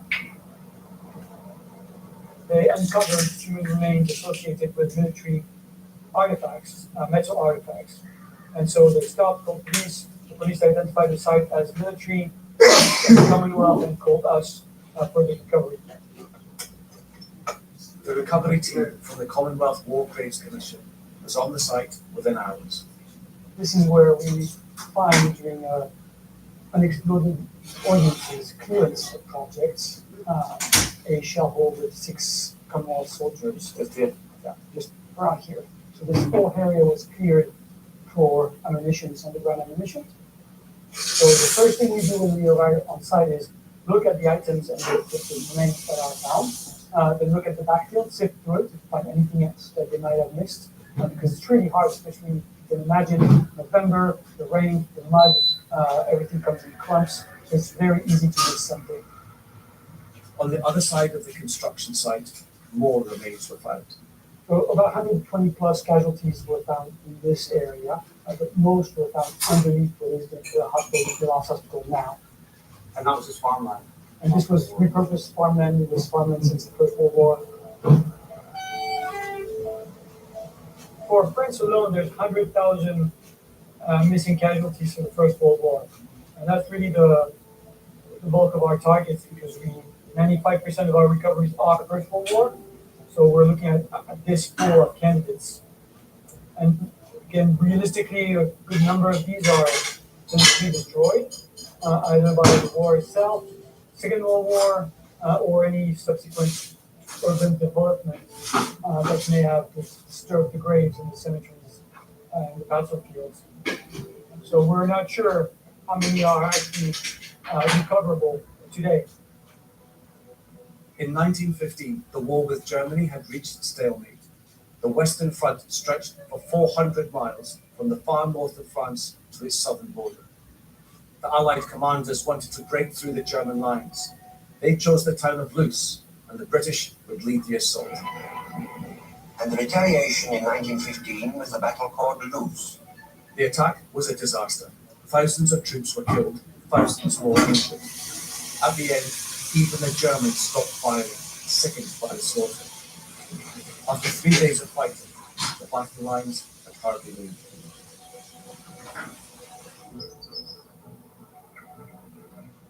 From the War Graves Commission HQ in France, the recovery team are on standby 24/7, promising to be on site within 2 hours. They average 40 to 50 call-outs every year. This is our lab. This isn't open to the public, is it? No, this is restricted area, and this is where we process the artifacts and the human remains that are discovered during our recoveries. The Commission's rules mean they cannot show us the remains recovered, only the artifacts found alongside. We can have a shell hole, which is the most usual context in which we find our human remains, and the casualties are just dropped, thrown in the hole. We find small pieces of casualties. We find partial casualties, so half a grave because the grave was shelled or a road went through it, or of course full military graves, whether they were made by their friends, so they're proper graves where the soldiers are properly laid out, or sometimes those graves can be made by the enemy.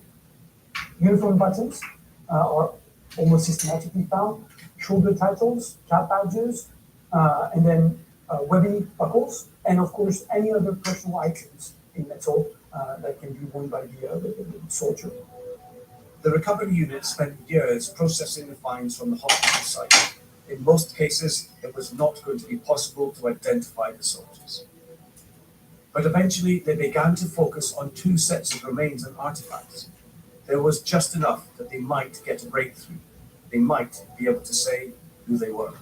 We have a number of categories of items. We have military issued items, the boots, the uniform, the fabric. We have the first aid kits with the safety pins. We have buckles. We have general service buttons. We have underwear or shirt buttons. We have shoulder titles. We have also ammunition with shrapnel balls and bullets.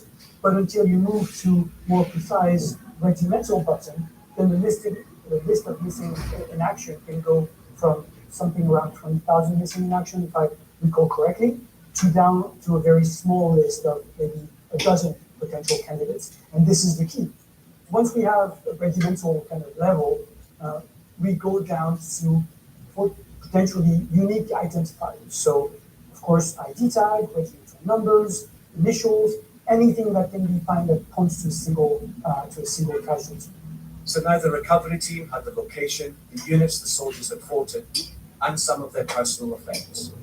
But there was still a long way from identifying either of them. That would take the expertise of another specialist team based in the UK.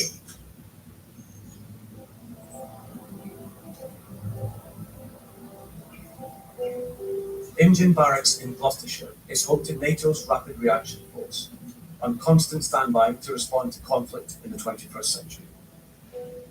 It's also home to the JCCC, the Joint Casualty and Compassionate Centre.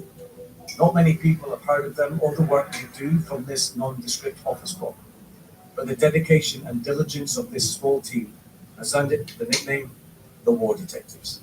We're sometimes known as the War Detectives, but we're tasked with identifying the missing soldiers from the British Army from the First World War, the Second World War, and sometimes the Korean conflict as well.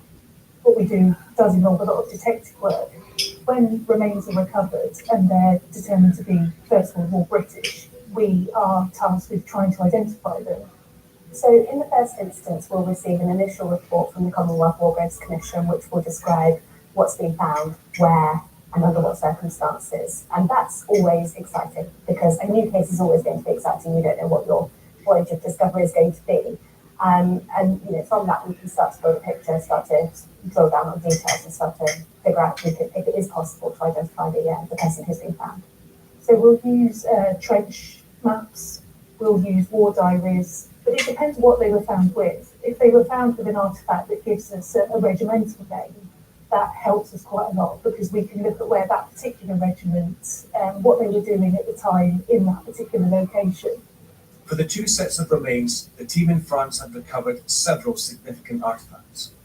But amongst the regimental insignia, uniform buttons and boots was one unusual clue. This casualty was found with some tiny little buttons from the Newcastle Corporation tramway, which obviously was quite unusual with a Scottish soldier. I wondered if I could use those buttons to try and make an identification. So what I ended up doing was going through the 1911 census to see if I could find any connection between a Scottish soldier and Newcastle. The war detectives eventually narrowed it down to a soldier in the Cameron Highlanders. They then looked at how many Highlanders were still missing in action from the Battle of Loos. The list was getting smaller, small enough to look the missing men up one by one on the 1911 census, and then look for a connection. And they found one. Now they had a name. The census here has Gordon McPherson, and it has him working as a tobacconist assistant.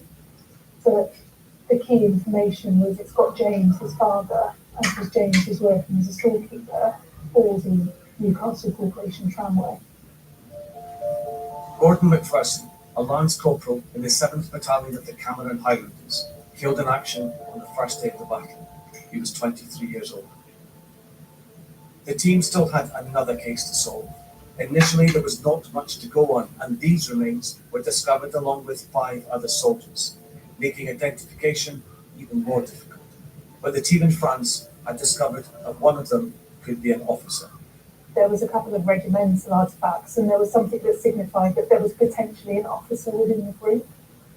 There was nothing really clearer than that.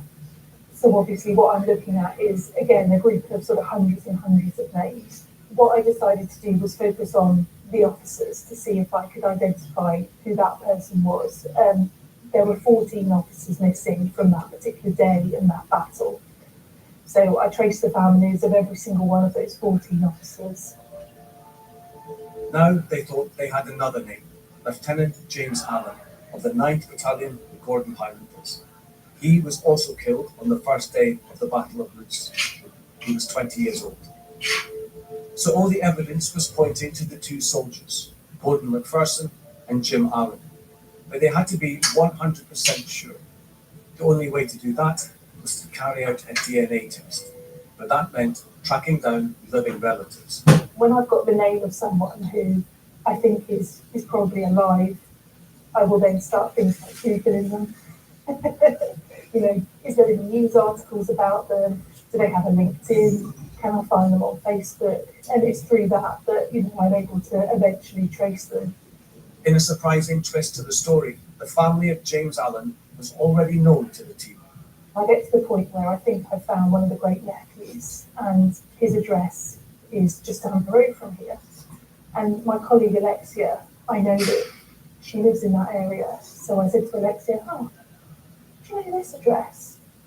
I thought, well, they're literally my neighbour. They're 3 doors down. That's crazy. I mean, the coincidence, you've got 500,000 men missing. To find one of them, or their descendants, literally around the corner is, the odds must be astonishing.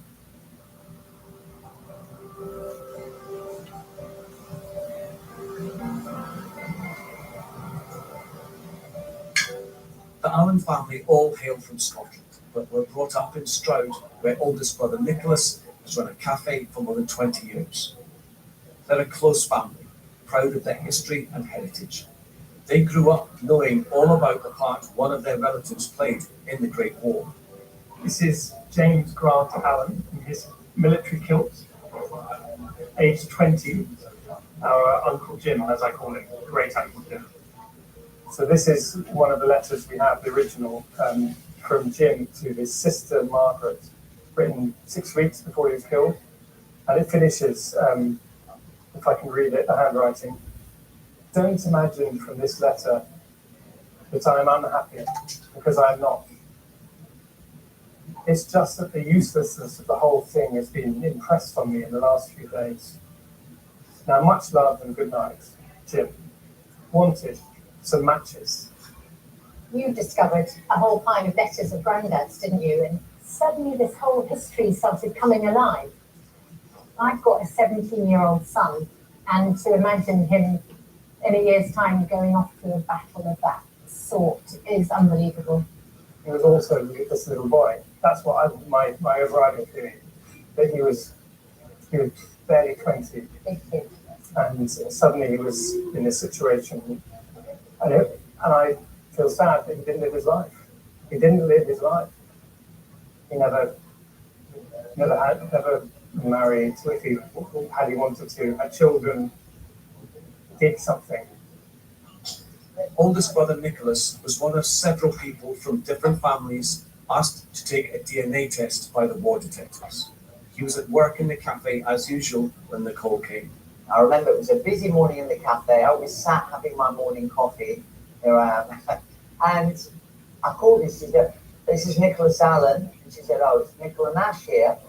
I've got some news for you. The DNA sample that you got was a match. It was the remains were of your great uncle, James Grant Allen." I was like, oh my God. It was just, it kind of stopped me in my track because I'm busy like, oh, have you cleared table 3? I was in the busy, like in the every day. And suddenly this kind of thing from out the blue came and just like, it's like, wow. This is 110 years ago. It was like, it just, the hairs on the back of my neck went up. I was like, oh my God, why is this happening? Why particularly him and not 1,000 others? I suppose the main response I had was excitement. Since then, reading all these letters, I've gone on quite a journey of living into that experience of what it must be like for them. To hear it written by hand by your great uncle to his sister saying, don't imagine I'm unhappy, but this is just crazy. This is, I can't understand why this is happening. Describing in detail where it's dangerous and where not, and what it's like. 300 miles to the north, and the war detectives had another breakthrough, another positive DNA match. This time, the Gordon McPherson. This is Gordon, Cameron Highlanders, First World War. Since they were boys, brothers Alistair and Andrew McPherson have been fascinated by the black box, a family heirloom handed down through the generations. This is what's known in the family as the black box. From being as young as I can recall, we've always been aware of it and the family treasure, I guess. Inside, personal items, medals, photographs and letters. One was from Gordon's fellow soldiers, sent back to the McPherson family after he'd been killed in action, to let them know how much he had meant to them. This is from number 12914, machine gun section, 7 Camerons. His favourite song, Trumpeter, What Are You Sounding Now, grew to be the most popular within the section. Alas, how significant are the words now, when my trumpet sounds no longer. It is quite a common thing to hear one of the boys unconsciously start the song, and then suddenly stop. It was Gordon's song. We can't sing it now. Out of the blue, post arrived. Brown envelope, you think, oh, it's the tax man. You pick it up, and it's like Ministry of Defence. What the hell are they writing to me about? So we open the letter. And then in the title, it's Lance Corporal Gordon. Oh my God, what's this? And I ran the number on the letter and spoke to Nicola. She told me about the discovery, the reason they thought it was Gordon, because his remains had been found with 2 buttons from the Newcastle Tramways Company. And my great-grandfather was the Chief Inspector of Newcastle Tramways. So our assumption is that he'd given Gordon the buttons for luck. and it were lucky because it helped identify remains, because I think there were a fair number of remains found, and then it was a case of speaking to Nicola and arranging a DNA test. So this is the last correspondence we have from Gordon himself, which is dated 2 days before the battle on the 23rd of September. Literally, it's a card that he's allowed to cross lines out. So all that's left to say is, I'm quite well. I've received your letter. Letter follows at first opportunity. It's an incredible thing, really, if you think it'll be 110 years since, but it feels like a close relative. It does feel like a close relative. Yeah. You know, there were tears. I'm not, you know, I had a tear. My daughter, who'd always, who studied history and had used Gordon's story in the past and what have you, there were tears there even. So that's, 3 generations down. As I say, because he's always, the story of him has always been kind of really present in the family. You know, and it feels like an absolute miracle that he's been found, and it's a wonderful thing that he's been found. There are photographs of him with his pals with a bottle of beer in his hand, a 23-year-old lad with his pals before he's gone there. So, it's very humorous. It's not just some dusty photograph in a uniform. We've got a lot more than that. He was killed at the furthest extent of the Camerons' advance, and then the Germans counterattacked, so basically he ended up behind German lines and spent 110 years missing, killed in action, no known grave. And then the war detectives found it. I think when you've named somebody, when you've come into contact with their family, and when you've been present through the closing chapters of their story, I suppose, they become part of your story as well. So I don't think I will ever forget any of the named men that I've been involved with the stories of. Very rewarding job. It really is. It's the best job in the world, actually. There's no two ways about it. It is the best job ever. They become really special to us. They have a special place in our hearts. And when you're actually able to kind of understand their personality and really build a picture of who they were, they become even more special to you. These 2 men, Nick Pearson and Alan, I feel a really special connection with them because of how much I know.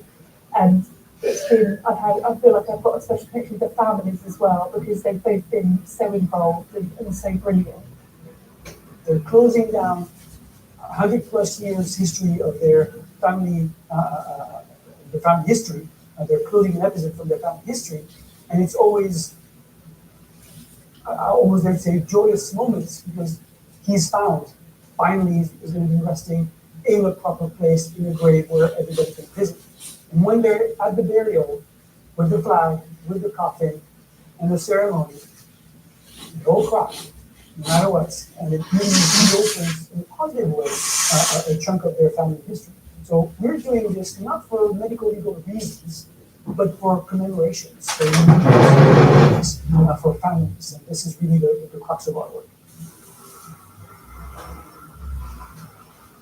Finally, the names can be engraved on headstones.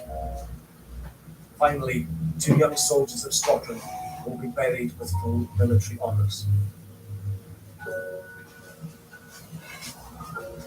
4 years after their remains were uncovered, Gordon McPherson and Jim Allen will be laid to rest with so many others who fought and died in the Battle of Loos in 1950.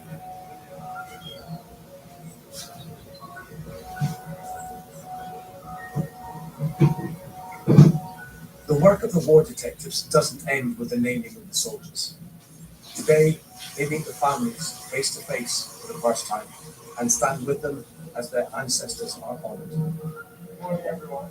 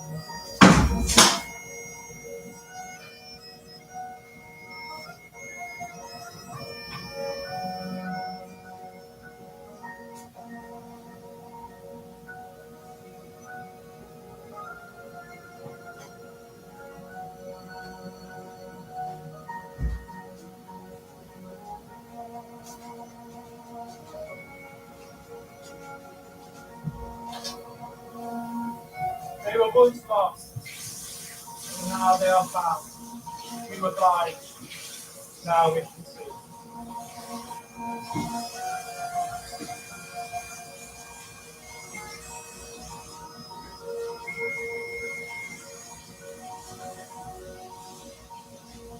Gorgeous. You know where he is. It's the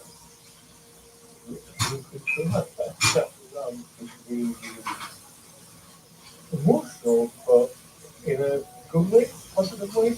I feel deeply privileged and deeply moved by this young guy's life, so distant and far, and yet now so alive today through us honouring, giving him the burial that he's lucky enough to have. It's not everyone that's been named and discovered. It's just extraordinary.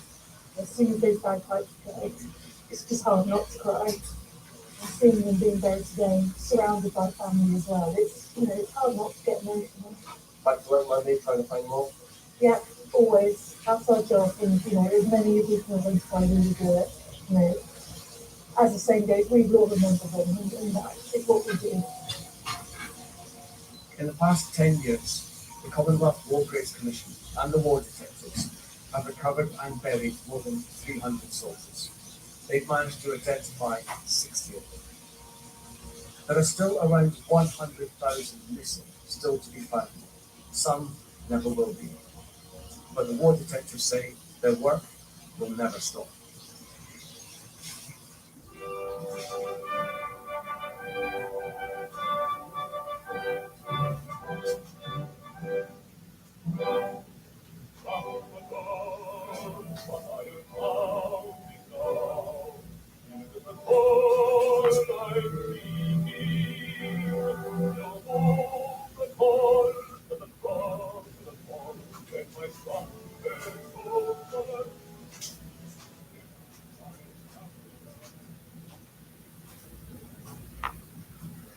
I started Pitch with one goal, rethinking how we care for our hair.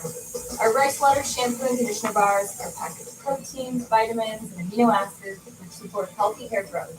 Find out more at mypitch.com. You said we can wear this pants? Please. Are you 4 imprints, sir? Yeah.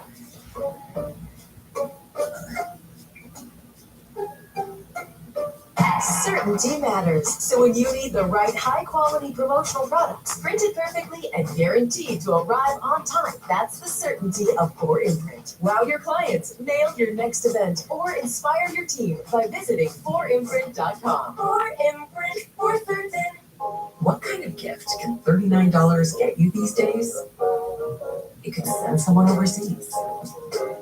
Drop them in their ancestral village and give them a taste of their heritage. From mom's side and dad's side, it can open a whole new world of faraway places and fascinating people that make them who they are today. That's a big gift for a small price. Little bit of onion, thanks so much. It smells fantastic. It's feeding time at the Liberty Sanctuary.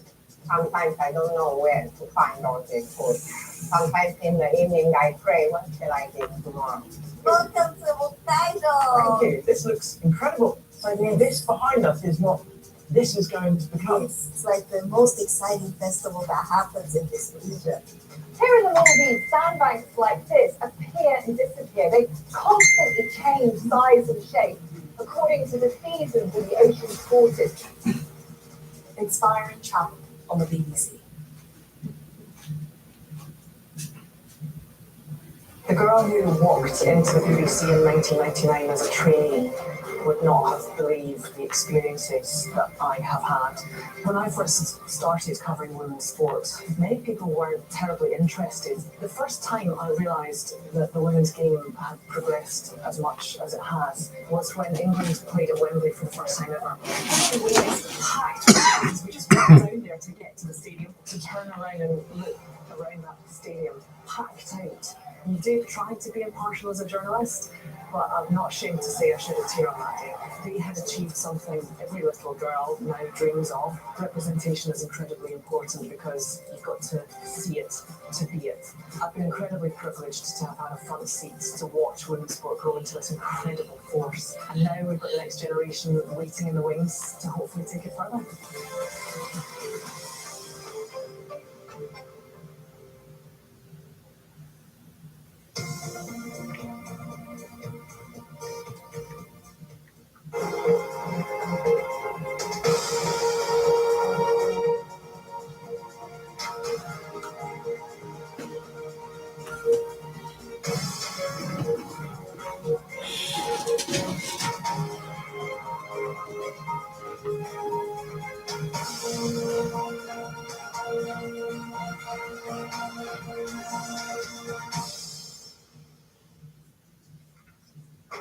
Live from Washington, this is BBC News. Russia says it intentionally targeted energy facilities in Ukraine as engineers there worked to get the lights back on after a barrage of deadly strikes. The U.S. Senate adjourns for the day as it works to end the longest government shutdown in history with still no end in sight.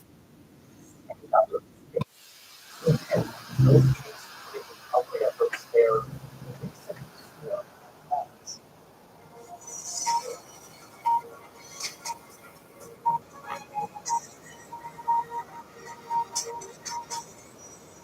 Hello, Carla, and welcome to the program. Ukrainian engineers are working to restore power after a sustained Russian drone missile attack targeting energy infrastructure.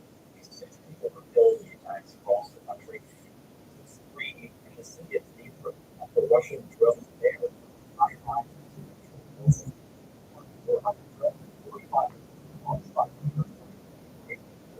One spot location in many areas of outbreak. Russia says it's working from production energy facilities. Ukraine President Zelensky is calling for the Western sanctions plan on Russia, saying that sanctions. The U.S. blacklisted the Russian forces for the country's October, but on Friday, President Donald Trump gave up a 1-year extension of those. Yes, the time for an update, I know. Send us a support from the Ukrainian capital.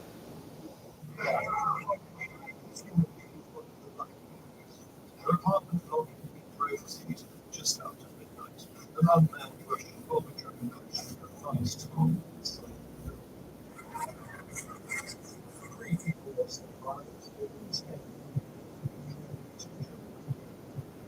amazing how to disrupt 28 residents and their pets rescued by the emergency service.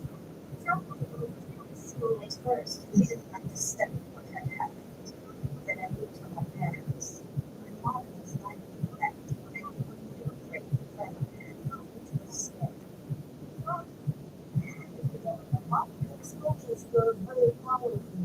It was truly frightening for every person who was in that country. This was just one of 25 locations across Ukraine's strong almost comprehensive control attack. The targets mainly energy infrastructure in many areas without electricity. So now I have a friend of mine here making while the strikes killing hours after Donald Trump hundreds of Prime Minister of the White House. The president gave his ally a 1-year extension for sanctions against long Russia. He's going to receive them on. There is not enough break on one. The enemy will take the existing pressure on the mobility to break down the system because more cars go down our people. Any weakness of the response to Russia's significant area in Russia most considered to be the world. Overall, so it was very interesting last night as Russia continued its attack on Ukraine's morale and its economy. The people who fight for sanctions are very weak. If Russia can keep selling its oil to Hungary, they can use the money earned to build very missiles. It's like that with the skies of Ukraine last night. James Nairobi continues. Well, asking I US ambassador to Ukraine on significant strength is the energy infrastructure is typical of the last few years as different approaches. The Russians are trying to make life for Ukrainians very difficult by cutting off electricity in Uganda. Because they understand the continue running a current restoration that they are not achieving able to fill from the battlefield. Over the past several months, Ukraine has lost about 1% of its territory to Russia. But the Russians have paid for the enormous cost of the loss of funding British atmosphere defenses. 350,000 Americans sold in the last 8 months. So these kinds of gains are very difficult on the front. So Russia is now trying to bring more home Ukrainian civilians. Well, here in Washington, the Senate has now adjourned for the day after bipartisan talks aimed at resolving the government shutdown. Senators holding a rare weekend session trying to find consensus on a spending bill. But Republican and Democratic leaders are so far apart there on the latest proposal to extend health care subsidy stimulus. I know many Republicans stormed out the gate to dismiss this offer, but that's a terrible mistake. Our offer is not promise. This is not negotiating the shutdown, it's simply agreeing to maintain current funding levels. One administration discussed with many Republicans themselves and said they want something that they made American support. 55% of Trump supporters supported that proposal. So it's alarming that Republicans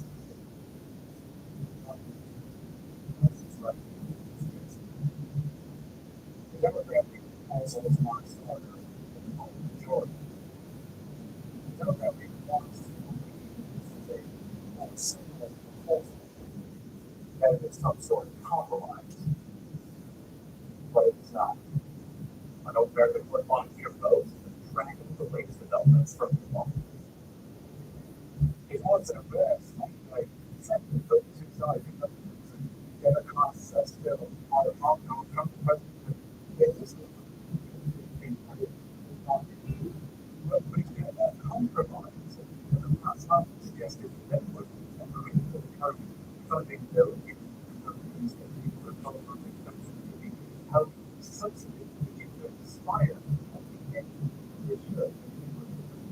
Central to this dispute, ever since the Senate, in the meantime, Americans becoming increasingly angry, especially travelers that flights being cancelled on Saturday night, and thousands of flights cancelled across the country. There hasn't been a huge amount of disruption at airports because the airlines have been telling people in advance that their flights will be cancelled, but this situation is likely to worsen. Cancellations started about 4% on Friday, 20% increase on Friday, 20% before flights in the day. Travelers that rely on benefits also concerned about the coming days for staff. The government program now only funding to 50% after the intervention of the Supreme Court. Yeah, my friend was on the vote there. Before you mentioned that he was mentioning that before, reference to emergency order number 4, but on Friday, last Trump administration was temporarily withhold some funding by food benefits rather than the old place now for local courts. Liberal Justice Kentucky Brown Jackson granted a 48-hour stay. Some states said that they were able to distribute food benefits before the order. Others are in holding pattern. It's led to confusion and uncertainty for recipients of the Supplemental Nutrition Assistance Program, which is known here in the United States as SNAP. Let's get more on the legal twists and turns here. We can bring in Maureen Groppe. She's a Supreme Court correspondent for USA Today. There's just been this flurry of rulings, it seems, specifically when it comes to SNAP food benefits and the way that the government should be. Sure, you're right. There's been a lot of action and a lot of confusion about exactly where things stand. The latest action on Friday was that a federal judge had ordered the Trump administration to pay full benefits for November by Friday, and the administration had said they could pay partial benefits, but they couldn't find the extra $4 billion needed for full benefits. They certainly couldn't do it by Friday. So they appealed that order to the next.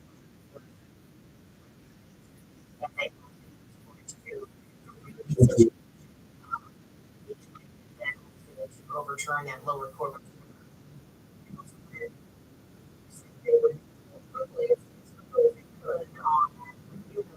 Order, but they refused to put an immediate freeze on the situation. So that's when the Trump administration asked the Supreme Court to step in, and the Supreme Court did issue what's called an administrative stay, which is an order that says nothing about where they're likely to go in the long run. It just says, okay, we're just going to pause the entire situation. And Justice Ketanji Brown Jackson, who had the authority to do this because she's the justice that oversees that part of the federal circuit in that part of the country, she said that she was giving the appeals court time to fully consider the Trump administration's appeals. So her order will expire 48 hours after the appeals court makes its decision. Throughout it all, what is the argument that the Trump administration is making here when it comes to whether or not to pay out these SNAP benefits? Is it essentially saying that the courts shouldn't get involved in telling the government how and when to distribute this kind of money during a government shutdown? Is that essentially what they're saying? Yeah, that's exactly right. They're saying courts have no role here and they can't order the administration to do something. It's a problem, the lack of funding for the food nutrition program. That's Congress's problem. Congress let the funding lapse. It's Congress that has to solve the problem, and the administration can only spend what it has, and it doesn't have enough money to fully fund the program. The judge said, yeah, but there are these other nutrition programs. You can pull the money out of that, and that money, those programs, they have that money to spare right now. And when Congress does pass a budget, they'll refund that program. So both programs will be okay. The administration says that's not your role, Judge. You don't get to tell us. You don't get to direct how we decide how to allocate resources. We made a reasonable judgment that we don't want to jeopardize another nutrition program. So we're only going to spend the money that we have in contingency for the food benefits and until Congress gets its act together and passes a budget. Maureen, where should we expect this case ends up? Could this make it back to the Supreme Court at some point? We're still sort of in a holding pattern here. What are the different paths that this could take? Sure, it absolutely could come back to the Supreme Court, and it could come back within days. The appeals courts said that they would act on the Trump administration's appeal quickly. This order from the Supreme Court sort of puts pressure on them to do that. And if once they do act, if they deny the Trump administration's appeal, it's certain that the administration is once again going to ask the Supreme Court to step in and to make a final decision, not just a temporary one, about whether or not they have to fully fund the program if the shutdown continues. All right, Maureen Graffi, Supreme Court correspondent for USA Today. Still some ways to go there until we get some clarity, it sounds like. But thanks for helping us understand where we are right there. We appreciate it. Thanks for having me on. The Syrian president, Ahmad al-Sharaa, has arrived in the United States one day after Washington removed him from a global list of sanctioned terrorists. The former al-Qaeda fighter is scheduled to meet with President Trump on Monday. He'll be the first Syrian head of state to visit the White House. Mr. al-Sharaa is expected to commit to the U.S.-led coalition against the Islamic State. The Syrian government also just announced a series of raids against IS targets across the country, arresting more than 70 people. Since leading the rebel forces that toppled former Syrian President Bashar al-Assad last year, al-Sharaa has been increasingly visible on the world stage. We just saw him in Brazil, where he was meeting leaders ahead of the UN climate summit there. The Philippines is bracing for another massive typhoon less than a week after Typhoon Galmegi killed at least 200 people there. This new storm, Typhoon Funwang, is forecast to make landfall on Sunday evening local time. Sustained winds estimated of at least 185 kilometers per hour, or about 115 miles per hour. There are 100 people still missing, but this new typhoon is apparently forcing rescuers to pause their operations. Nearly 500,000 residents evacuated to shelters. More than 300,000 remain there. That's as of Thursday.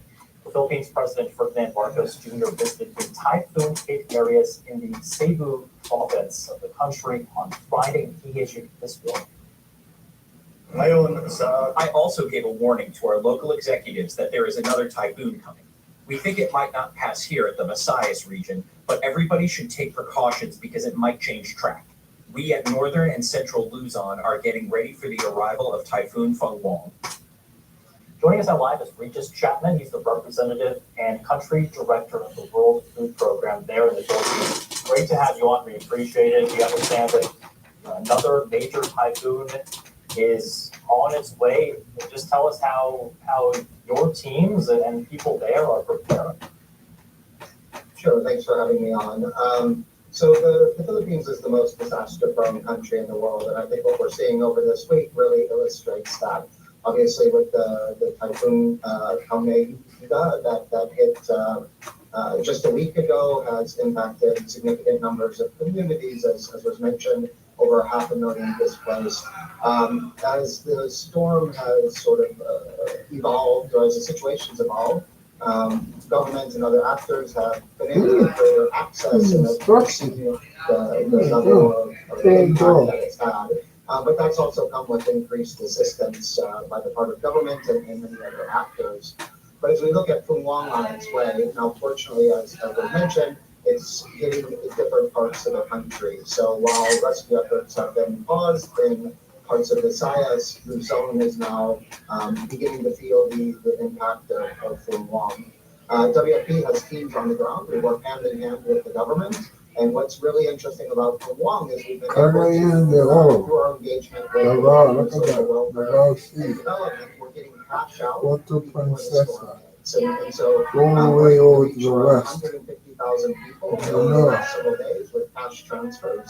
And that will equip them to be able to basically heed government warnings and prepare themselves, whether that's protecting boats and livelihood assets by getting them out of harm's way, boarding up doors and windows, or stocking up on food supplies and other necessities, again, before the storm hits. Yeah, I guess just to further illustrate the dangers of this next storm, the Philippines itself has just designated Typhoon Fenghuang as a super typhoon. So that is what the country's expecting in the next several hours or so.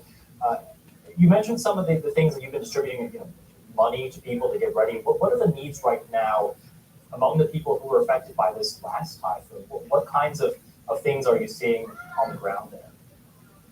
So with the level of destruction that we've seen, this will, it will take time. There is right now urgent needs for food, water, shelter, the usual things that you see in this type of an event. But people also need help to recover, to rebuild homes, to restart businesses, to get back into fields and recover agricultural losses. So again, there's a long road ahead for people that have been impacted by that first storm. So we know that we've heard some relief operations have been forced to pause, obviously due to this next storm coming. What have you seen with your teams on the ground, and how challenging is it to continue to try to help people after one storm while you're still battening down the hatches for the next one? Well, I suppose the advantage of being the world's most disaster-prone country is that the disaster management systems here in the country are quite robust. The government mechanisms are, well accustomed to addressing these types of things. So the government does a lot of pre-positioning of relief items throughout the country, particularly during the typhoon season. Just now, we've been supporting the government to transport what they call family food packs. So around 100,000 family food packs are being pre-positioned for the super typhoon that's on its way. At the same time, WFP has also been supporting government to deliver food and other items throughout the areas previously impacted. So a lot of assistance has made it out. I anticipate that this pause on relief activities will be relatively short-lived. The trajectory of the storm has been, the incoming storm has been relatively consistent. And again, so while they're already feeling the impacts of it in the southern parts of Luzon, as the storm moves further north, that will bring again increased rain, other impacts, heavy winds and storm surge as well. Regis Chapman, the representative and country director of the World Food Program there in the Philippines, as that country now bracing for super typhoon Fenghuang. We appreciate your time and all your work there. Thank you. Thank you for having me. Now, the UK Home Secretary is expected to announce a major shakeup of the immigration and asylum system later this month. BBC News has learned that Home Office officials have visited Denmark to study its immigration rules, regarded as some of the toughest in Europe. Here's our political correspondent, Pete Watson. At this year's Labour conference, the Home Secretary, Shabana Mahmood, said she'd do whatever it takes to regain control of the UK's border. More boats arriving on our shores. They see a country that has lost control. She wants to reduce it down here and increase the expulsion of those who have no right to be in the UK. Until she's set to announce a major shake-up of the immigration system this month. She's been looking across the North Sea for inspiration. In Denmark, Labour's sister party, the Social Democrats, saw off an electoral challenge from a right-wing populist party by taking a much harder line on immigration. Shabana Mahmood's opposite number in Denmark told me what they did. We've tightened migration laws in many ways. We have had a focus on better return programs so we can send more people home. We have made it more difficult to have family reunification. I'm told Shabana Mahmood dispatched senior officials at the Home Office to Copenhagen to see what they could learn from the Danish system. Amongst the policies that are receiving close attention are tighter rules on family reunification, with more barriers to overcome in Denmark if you're a refugee who wants to bring your family into the country. And in most cases, even asylum seekers whose claims are successful are only allowed to stay temporarily and to be sent back when their home country is deemed safer. And migrants who are living and working legally in Denmark now have to wait longer to gain citizenship or settlement rights. The Home Secretary isn't likely to import all of Denmark's policies wholesale. She'll adapt rather than adopt. But Labour MPs disagree about whether or how far to go down the Danish road. They've got the lowest number of asylum seekers for over 40 years, and 95% of people whose claims are rejected are being returned. And those statistics are something that every country in Europe needs to be looking at. Even the kind of electoral argument for it is very shaky, because what you find is that even where you do win over anti-immigration voters, you're losing progressive voters who are pro-immigration, and therefore it's a zero-sum game. More than 1,250 people reached Britain in small boats over the past 2 days. Shabana Mahmood is keen to demonstrate that she's taking concerns about asylum and immigration seriously. But if she moves too far toward Denmark, she's likely to face opposition inside her own party. Ian Watson, BBC News. Prosecutors in Kenya have welcomed the detention of a former British soldier over allegations that he murdered a young woman in the country more than a decade ago. The body of 21-year-old Agnes Wanjiru was discovered 2 months after she disappeared in March 2012. An inquest in 2018 concluded she was murdered by British soldiers. Extradition proceedings have begun against 38-year-old Robert James Perkins, a process he says he doesn't consent to. Kenya's Office of the Director of Public Prosecutions described the development as significant and the result of extensive and coordinated effort between Kenya and the UK. Our Joe Inwood reports. For years, the family of Agnes Wanjiru have fought to bring whoever killed her to justice. In 2012, the young mother's badly decomposed body was found in a septic tank in Nairobi, where her sister Rose also lived. Agnes had been missing for months, but had last been seen leaving a bar with a British soldier. The family long suspected he had killed her. In April, the Defence Secretary in Nairobi promised to support their attempts to find a resolution. Yes, we are all for justice, but we have to keep pushing, because this is an issue to two countries, UK and Kenya, so we have to keep pushing. As they have been saying, the investigation has been running with the Kenyan authorities, so we have to keep pushing so that we can push the both governments so that we can give us bail. That case closed in September, when a Kenyan court issued an arrest warrant for a former British soldier who had been training in Kenya at the time. Extradition proceedings have now begun against Robert Perkins.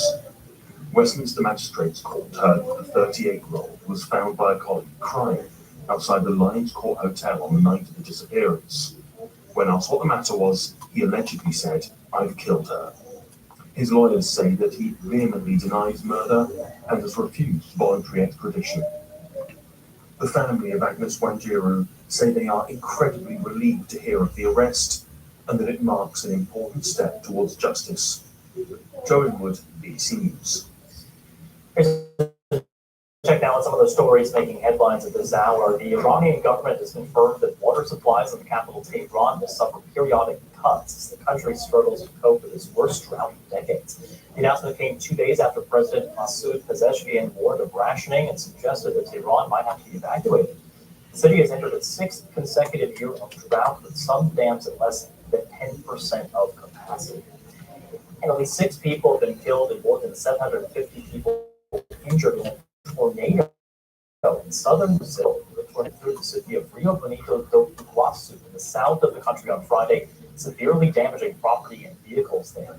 The state of calamity has been declared by the state of Paraná. Authorities have confirmed that 80% of the city has been destroyed. Well, since the end of August, tens of thousands of Australians have been tuning into Nestflix, a high-drama 24-hour reality channel first became a hit during the COVID pandemic. It's the story of these peregrine falcons here. They live 34 stories up at the top of a skyscraper in Melbourne. It's sometimes compared to Game of Thrones. Features airborne fights, births, breakups, and earthquakes. Currently, fans are waiting for the moment when this year's chicks that began hatching at the end of September attempt their first flight. All right, before we go, we can take a look now at the radars. We are tracking Super Typhoon Wong is beginning to bear down now on the Philippines. We are expecting it on Sunday evening local time to make landfall there. We'll continue to track that storm for you, and we'll have plenty more of the day's top stories right here on BBC News.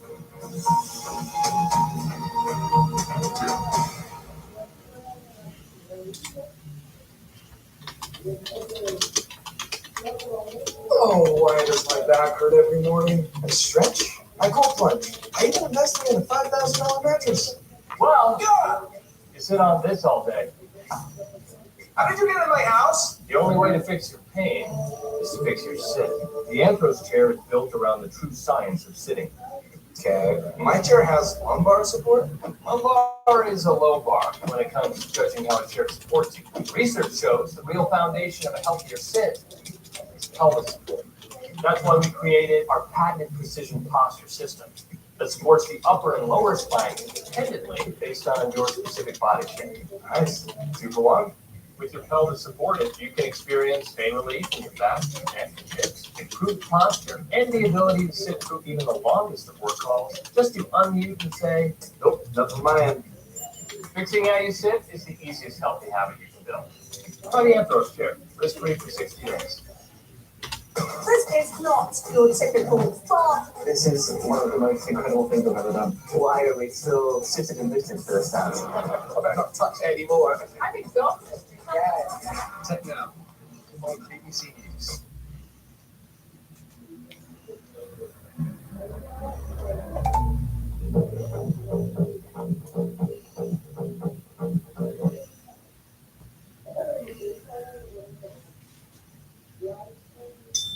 I used to accept banking came with a lot of fees. With Chime, I can bank fee-free, get 3.75% APY on savings, and get cash back while building credit. I never expected much from where I bank, but Chime has got my back. Start banking fee-free at Chime.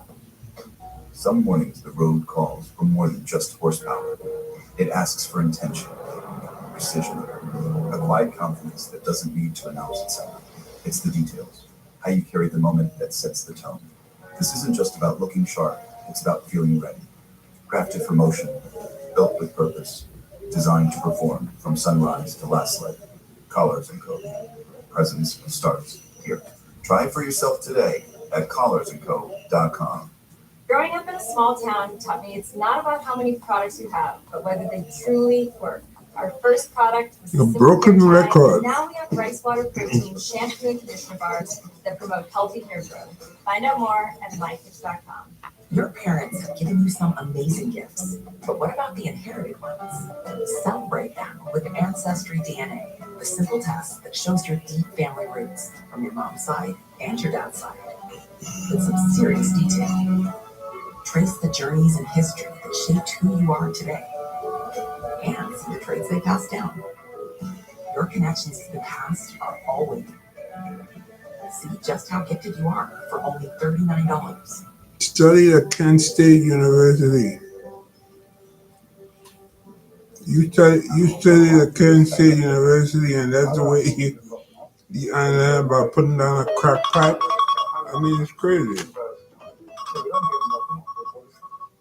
Without bringing new features to the game. Really crazy, right? Generations, the game won't continue. You know? We're taking about 150,000 tons of waste per annum. There's a bit of mines. You'll join a 6 to 12 week program of rehabilitation designed to get people off drugs and into work. Documentaries from around the world on BBC News. He said, had he been president, that war would have never started. And he keeps saying that every time. Now, BBC News, veteran World Affairs editor John Simpson talks to BBC correspondents, going beyond the headlines for expert analysis of the week's major international news stories. Unspun.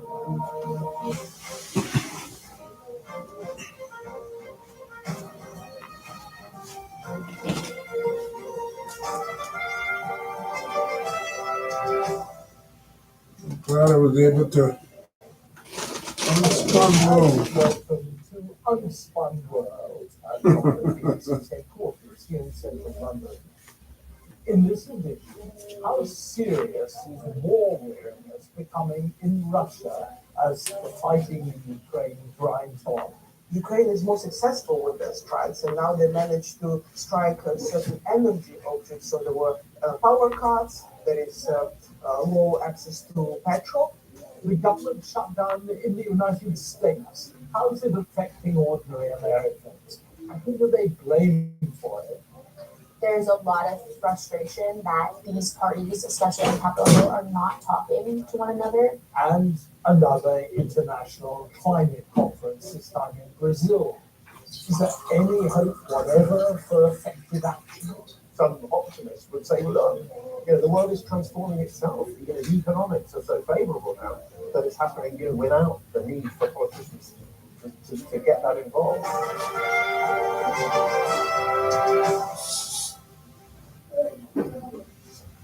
Some Russians are using a newly coined slang expression, "Puzikovshchina." It's used to describe the corruption and incompetence of the Russian military in the Ukraine war, and it refers to a frontline commander called Colonel Igor Puzik. Two experienced drone pilots under Puzik's command accused him of gross corruption. Puzik then sent them on a mission in which they were both killed. He's still in his post and is being praised on Russian television. There are plenty of stories like this coming from the front lines and circulating in Russia's towns and cities.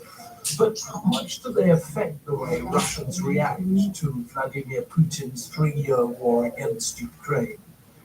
Olga Ivshina, BBC Russian, who's based in London, has carried out groundbreaking research into the scale of Russian losses in the war and is in daily contact with ordinary people right across Russia.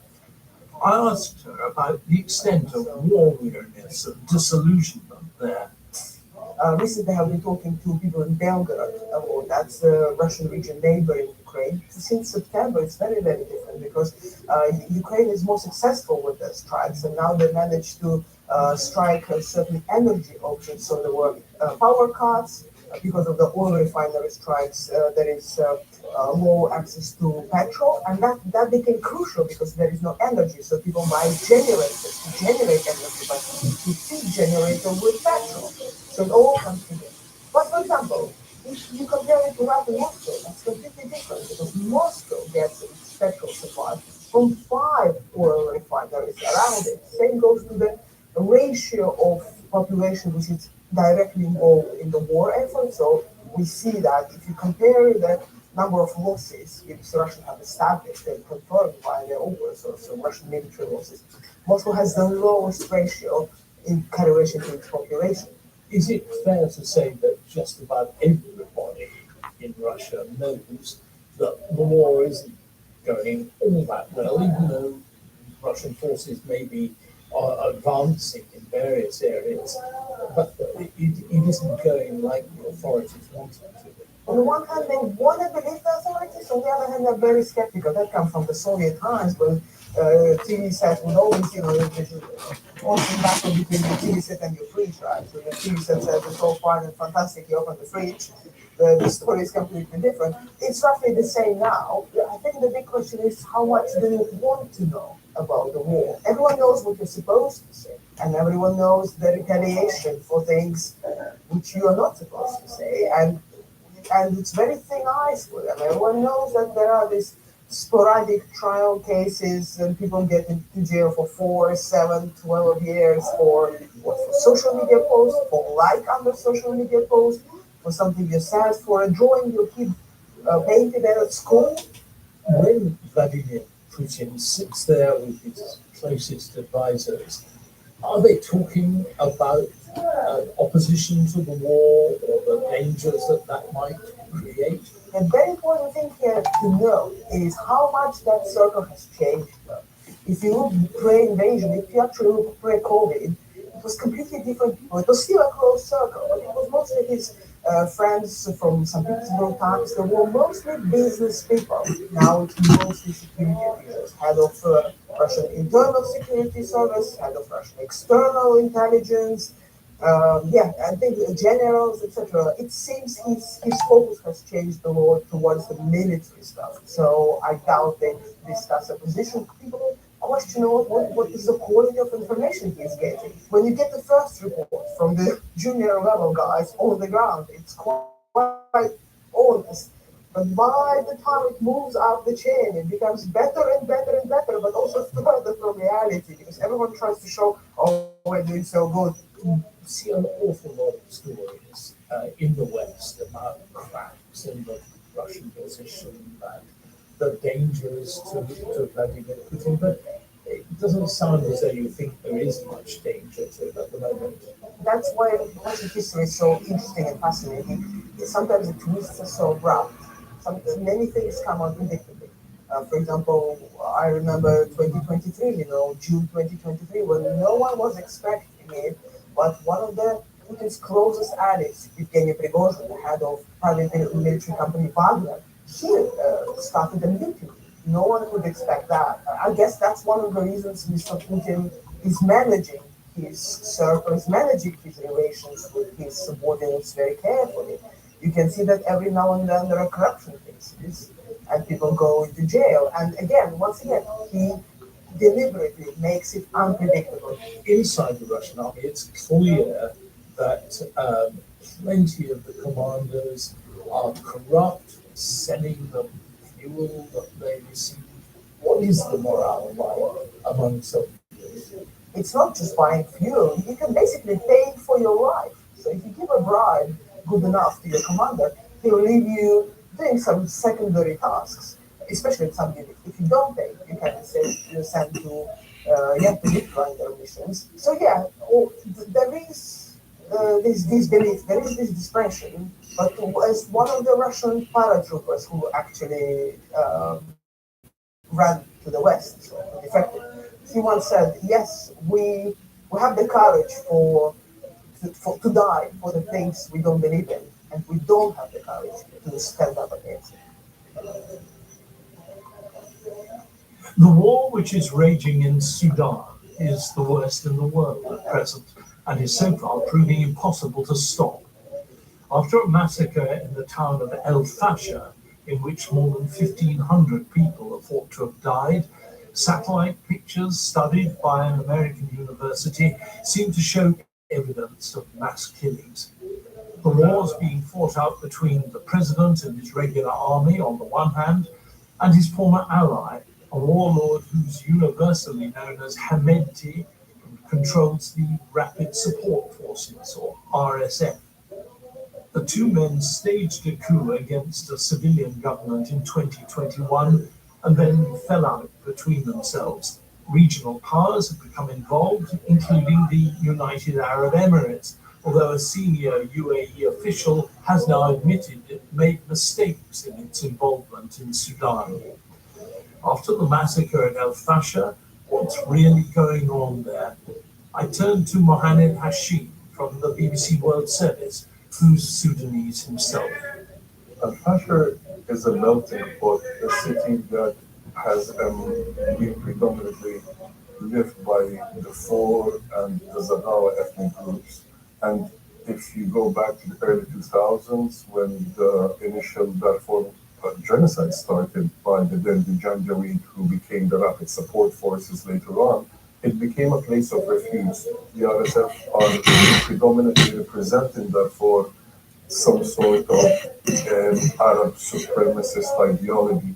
You can see it in a lot of videos that we've seen over the last week, where they use words such as Zurga or Abid to try and denote that they are African or of slave origin. They look at the northern Sudanese or the riverine traditional Sudanese of the central heartlands of the country as fake Arabs, as contaminated Arabs, as people who don't have a pure blood. So there is a very supremacist ideology at play. So what happened in Al-Fashir, the brutality of it, the savagery of it doesn't surprise you in any way? It's sad to say, but no, the writing has been on the wall. Ultimately, the fall of the city points the direction to the level of support that the Rapid Support Forces are getting from their international backers. You have to also keep in mind that the Rapid Support Forces have been maintaining the largest mercenary operation on the planet. The United Arab Emirates always denied that they're behind the ISF. Is there evidence that they are indeed behind them? The evidence is abundant.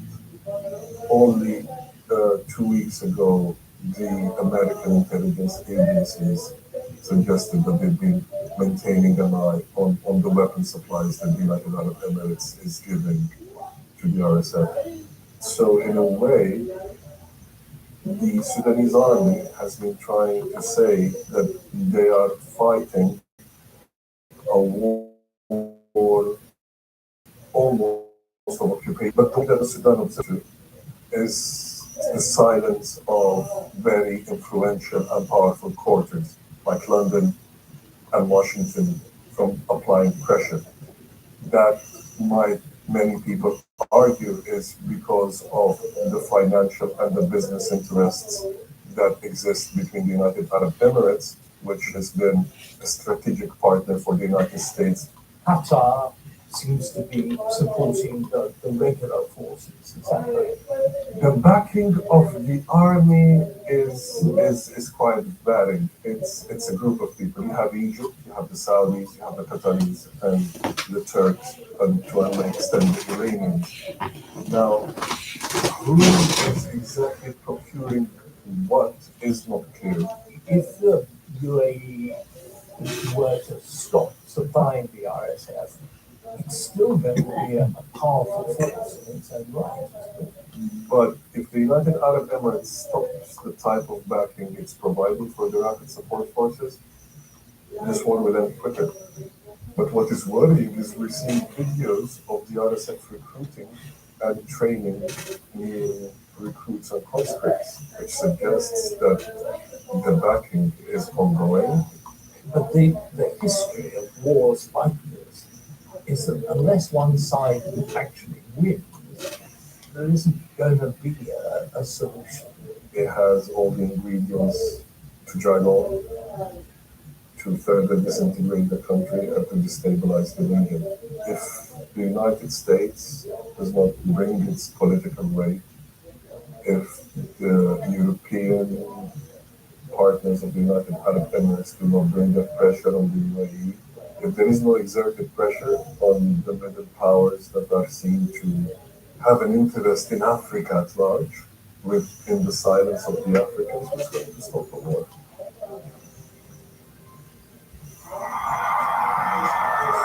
New York has a new mayor, Zoran Mandani, a Muslim of South Asian heritage. New York will be the light. He's still only 34, a Democrat, and an avowed socialist who campaigned for the reform of housing, the police and the prisons, and for public ownership of the basic utilities. This election is a major shock for a country which only a year ago elected Donald Trump as its president. Further evidence that there are at least two very different Americas.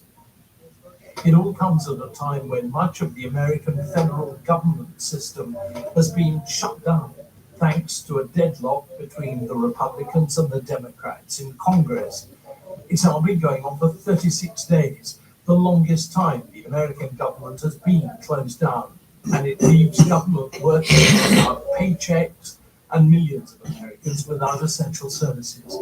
I asked Anna Fahey, a BBC North America reporter, for more details. There's definitely widespread distrust, mistrust of politicians in the US because of the situation and more broadly speaking. But what's really been interesting about this government shutdown is basically every week there's been a new poll out that showed us that people blame a different party or a different figure. There's a lot of frustration that these parties, especially on Capitol Hill, are not talking to one another. And the politicians that talk to you are blaming each other. Yeah, definitely blaming each other. The Democrats, they feel quite jaded by the Trump administration. And Democrats don't have a ton to lose in this fight because they have no power in Washington. Republicans control both the House and the Senate, and of course the White House. And Republicans, in the meantime, are having, the successful line, frankly, of saying, well, if this is the Democrat shutdown. I've watched, usually at a distance, government shutdowns in the US over the years, and I can't even remember how they come to an end. How will this one come to an end? So what they need to do is come up with a new piece of legislation, a new way to fund the government. Because the margins in both the Senate and the House are slim in favor of the Republicans, they will likely need Donald Trump on board with their proposal to kind of sway supporters of the president to just agree with what the party wants to do. Is it about time somebody proposed some kind of way of preventing?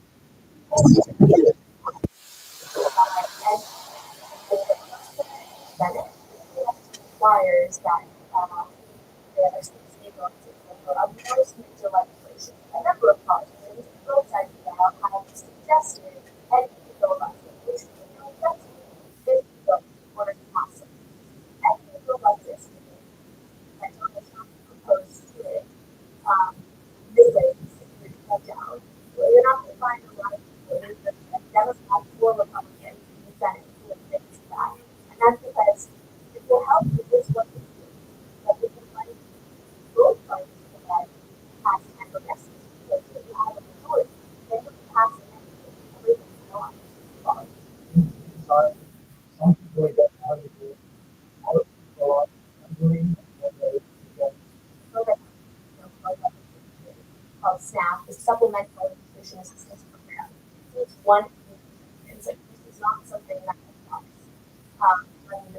this is a massive program, and so many Americans depend on it to feed their families every day, every week, every month. And so as time goes on and those benefits dissipate or don't exist, for people in Congress who have to go home to their constituents and answer for why they're voting country. And that will be specific on ends, something along those lines. Or with air traffic controllers, that's historically been how the shutdown is to time sensitive where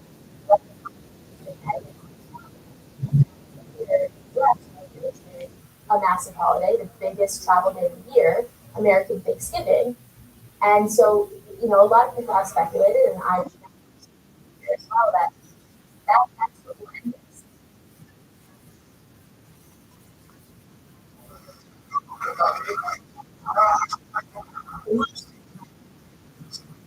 Great.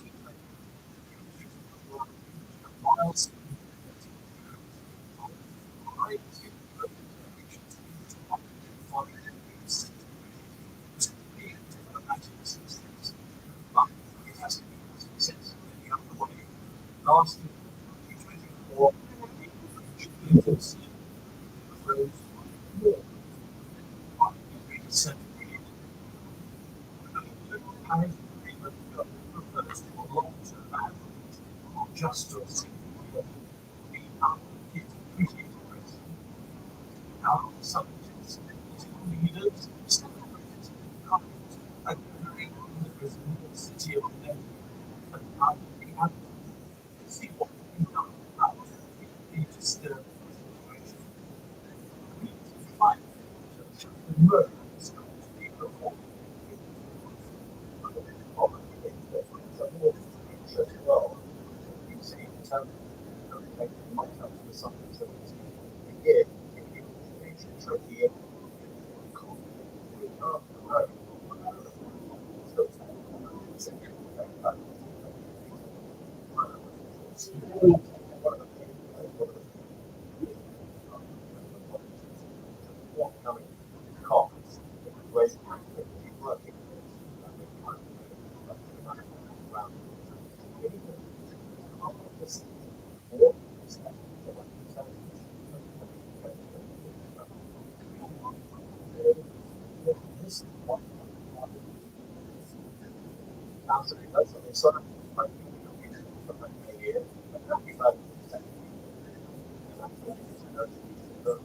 Really double down.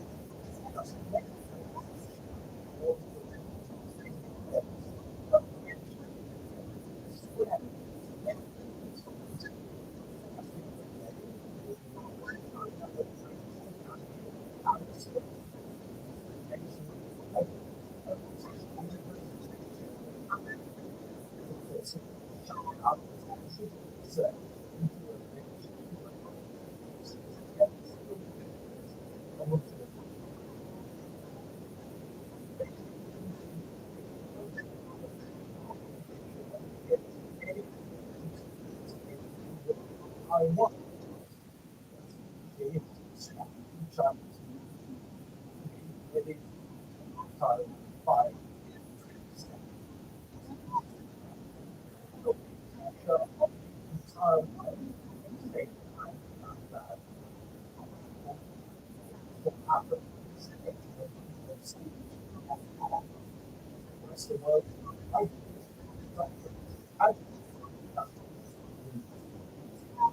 still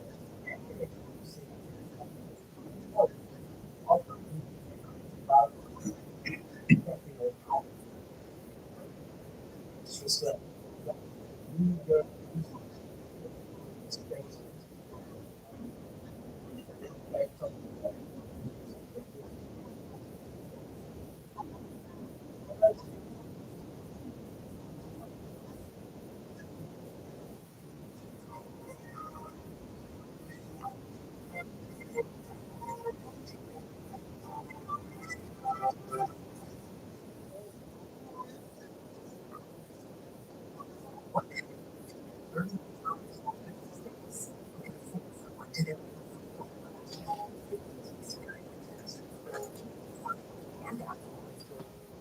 That's a hefty price.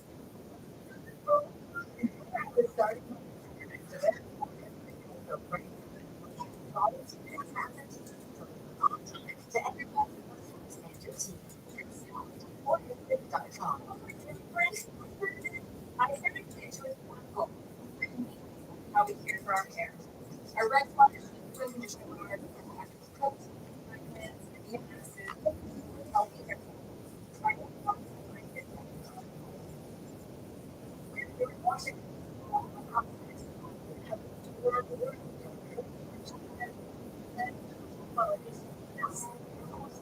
The full story for a global perspective. Join us on BBC's World News America.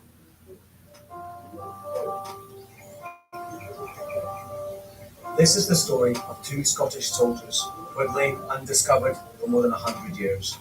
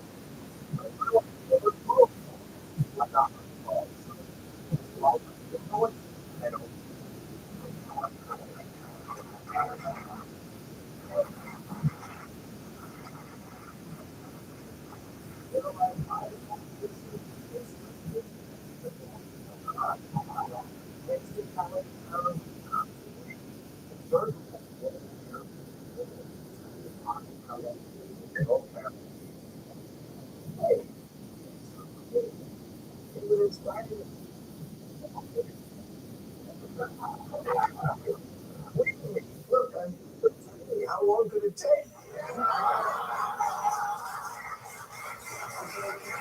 Now, if you say you love this thing but you don't obey it, you've never read it, and you don't even care what's in it, it's not the law anymore. It's just another Bible.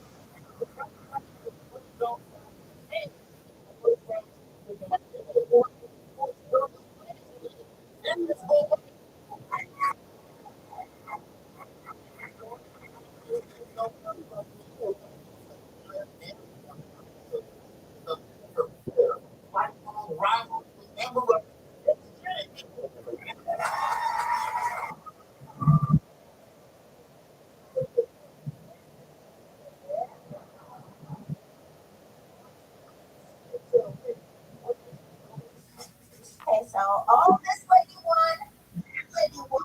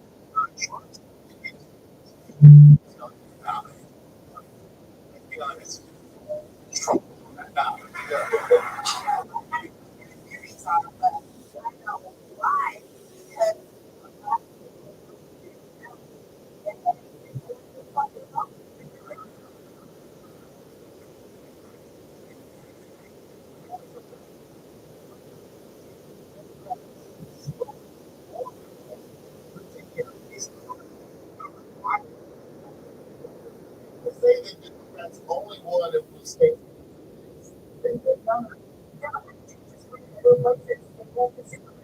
Mississippi State Legislature. Or even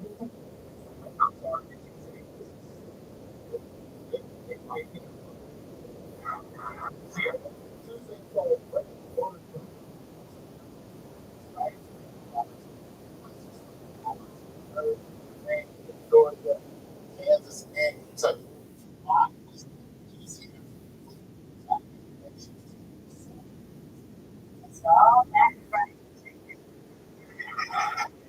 The Kentucky elections was unusual because there weren't any elections in Kentucky on Tuesday.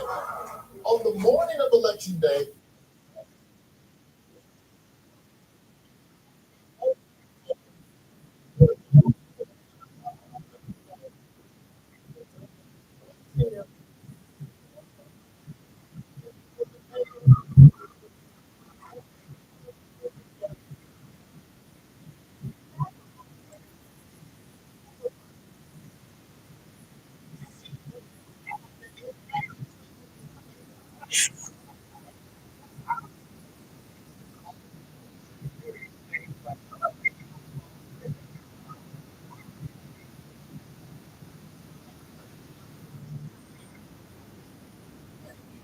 even though polls showed a dead heat between Democrat Mike Sherrill and Republican Jack Ciattarelli, Sherrill won by more than 13 and a half.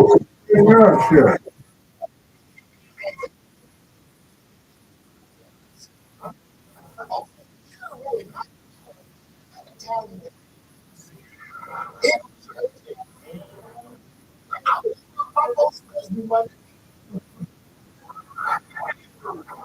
In Virginia, Democrat up against Republican.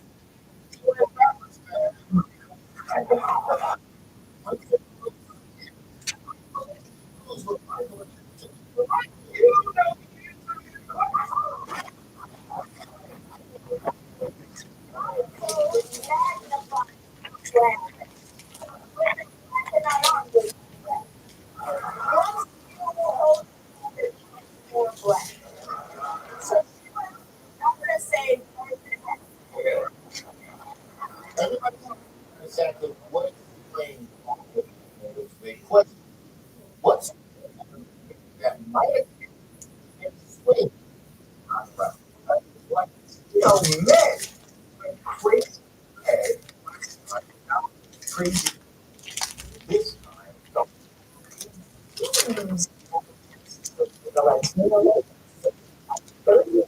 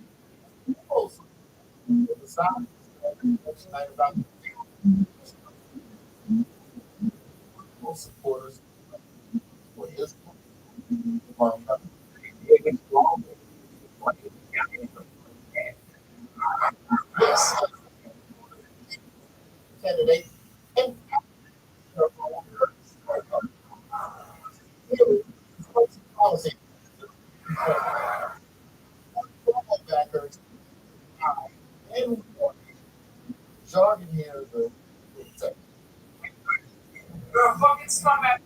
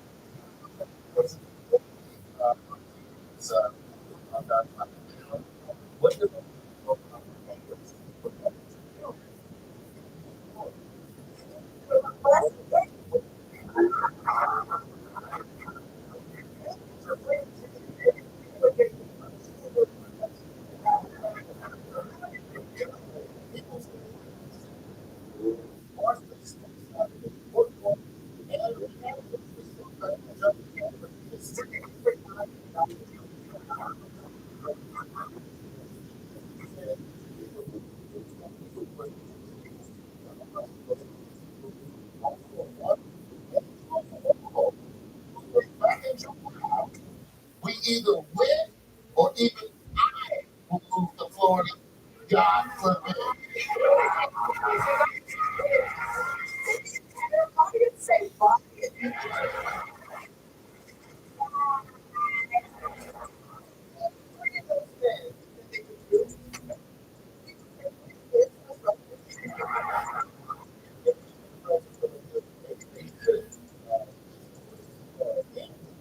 By winning, and we lose states where life is easier, safer, and less expensive. I get the example of red state for the last 4 years. The idea that red state is better, easier, it's not. I got robbed this bad in 2006. That's why I told college. What's the story? That's that. Oh, okay. Well, so nothing is open.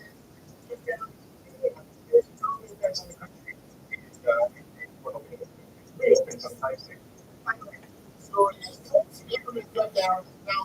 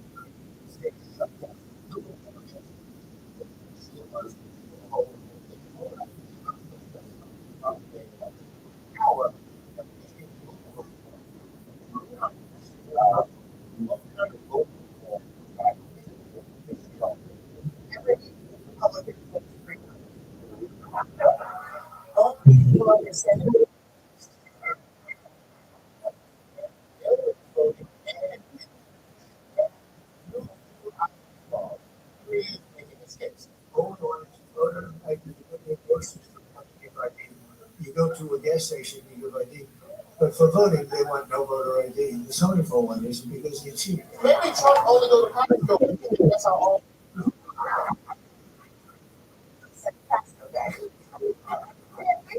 $1.50 hot dog. He looks like $1.50 hot dog. They make those confusion in the grocery store out there. You see it actually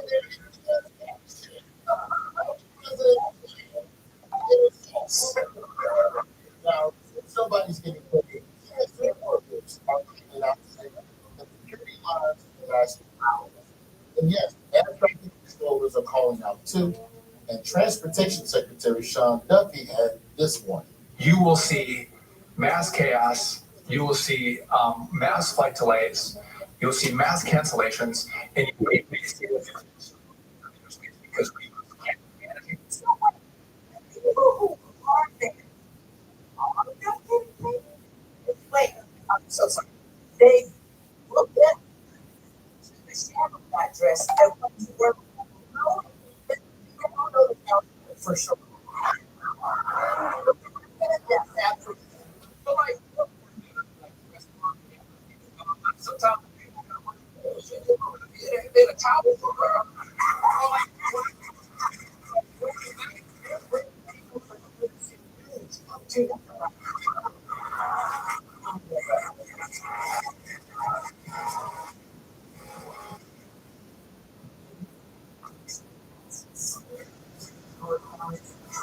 All these doing is developments.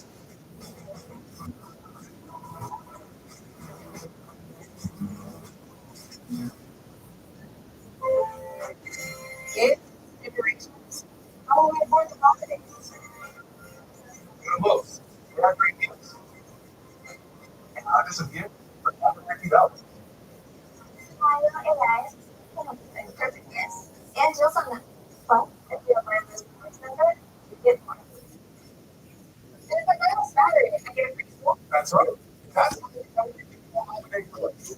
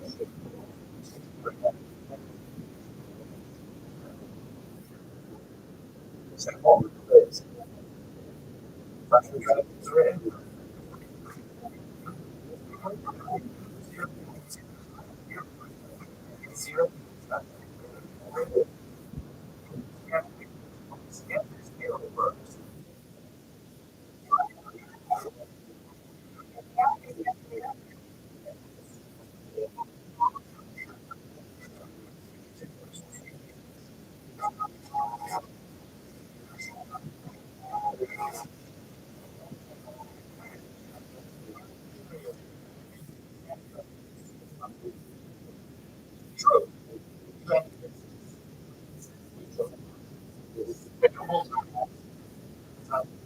About cat.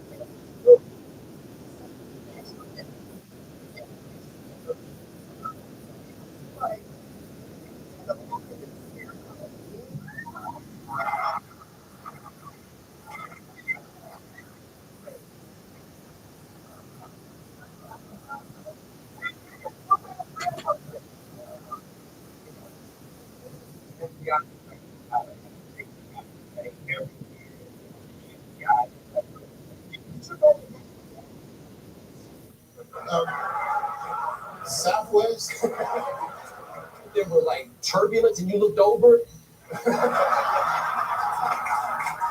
Now, it's important to point out that FBI directors are actually required by law to travel in a government plane for security reasons. So who is it that insisted that the FBI director taking a government jet is a bad idea? There can only be one answer. Yeah, we know how this show works. Don't take their money.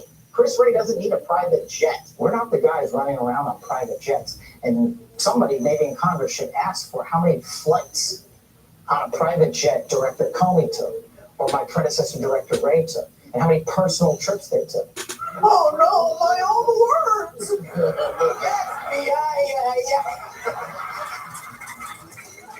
Time for 3 facts about former Speaker of the House and lady who wears high heels in the swimming pool, Nancy Pelosi.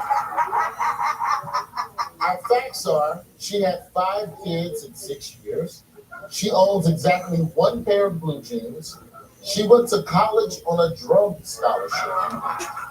Team Michael, which one is the truth? You know I want to see a clip of her Of course. in a drum line. I want her with those buckets like the dude in the subway. Yes. Yes. We are voting for that, and by voting I mean praying. Yep. I'll give everyone on earth $8 billion if this woman can play the drum. Number 2 it is. This bitch ain't got but 1 pair of blue jeans. Nancy Pelosi had 5 kids in 6 years. The former Speaker of the House married her college sweetheart in 1963. By the end of 1970, they had 5 kids. Wow. 4 daughters and a son. I think I know what happened there. The son is the youngest. 4 daughters and They she was like, look, one more go, man. Come on, son. Come on, son, this time. I don't think she calls them kids. I think she calls them constituents. Speaking of Nancy Pelosi, she made a big announcement this week. What was Nancy Pelosi's big announcement she made? She's still alive.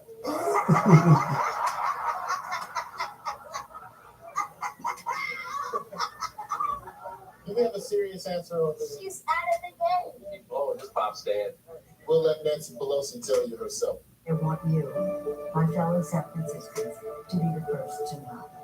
I will not be seeking re-election to Congress. and then it cuts to a wide shot. It's all I want. Pelosi is retiring after nearly 40 years in the House of Representatives.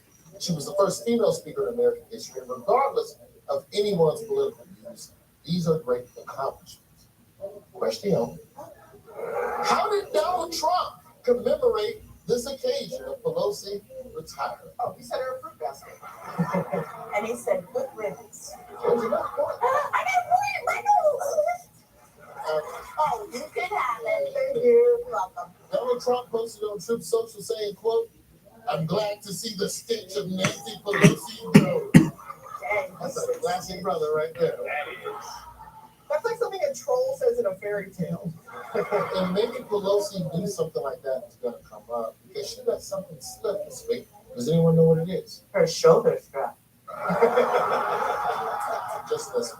Our founders did not want to have, again, how can I say this?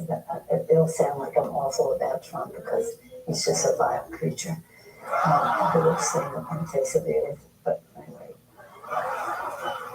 That's how you talk when it's your last day at the job. This has been Like Curious. More after the break.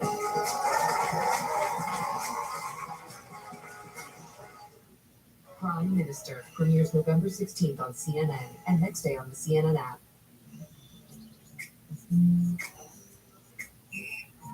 Slow? Yeah, I know a thing or two about that. And slow is good when it comes to a progressive disease like CKD. Jardiance is a once-daily pill proven to slow the progression of CKD and reduce the risk of kidney failure, which can lead to dialysis. Serious side effects include increased ketones in blood or urine, which can be fatal. Stop Jardiance and call your doctor right away if you have nausea, vomiting, stomach pain, tiredness, trouble breathing, or increased ketones. Jardiance may cause dehydration that can suddenly worsen kidney function and make you feel dizzy, lightheaded, or weak upon standing. General yeast infections in men and women, urinary tract infections, low blood sugar, or a rare life-threatening bacterial infection between and around the anus and genitals can occur. Call your doctor right away if you have fever or feel weak or tired, and pain, tenderness, swelling, or redness in the genital area. Don't use if allergic to Jardiance. Stop use if you have a serious allergic reaction. Call your doctor if you have rash, swelling, difficulty breathing, or swallowing. You may have increased risk for lower limb loss. Call your doctor right away if you have new pain or tenderness, sores, ulcers, or infection in your legs or feet. You could say, I like taking it slow. And with CKD, slow is the way to go. Ask your doctor about Jardiance for chronic kidney disease today. With a CLL diagnosis, there may be moments that seem unclear. But when it's time for treatment, one thing is clear. Brukinsa. Brukinsa is an oral targeted treatment for CLL. It's the only BTKI proven to be superior to both another BTKI and to chemotherapy. Most patients have long-lasting results and no disease progression. Brukinsa can cause serious side effects which may lead to death. Bleeding problems are common and may increase with blood thinners. Serious infections may occur and cause fevers, chills, or flu-like symptoms. Decreased blood counts, new cancers such as skin cancer, and liver problems may occur. Heart rhythm problems such as fast, irregular heartbeat, lightheadedness, fainting, shortness of breath, or chest discomfort may occur. Tell your doctor if you have bleeding, infections, heart problems, or any other side effect, or if you are or plan to be pregnant or breastfeeding. See your future clearly again with Brukinsa. Ask your doctor about Brukinsa, the CLL treatment that keeps you in control. We're going to do 10,000 ounces this year. Gold price is $1,000 more an ounce this year. That's not bad. Holy smokes. I have got over the contract. I'm not signing this, so we don't need this anymore. Gold Rush. New. Fridays at 8 on Discovery. Got a traffic ticket? Before you do anything else, contact Jeffrey Ziff and Associates. Download our app for a quick and easy way to have your traffic tickets taken care of by our legal team. You can submit your ticket, pay, and view your case status, all without having to visit the office in person. Scan the QR code to download our free app today. Jeffrey Ziff and Associates, fighting hard for you. That's with Have I Got News for your ears, hosted by me, Michael Hancock.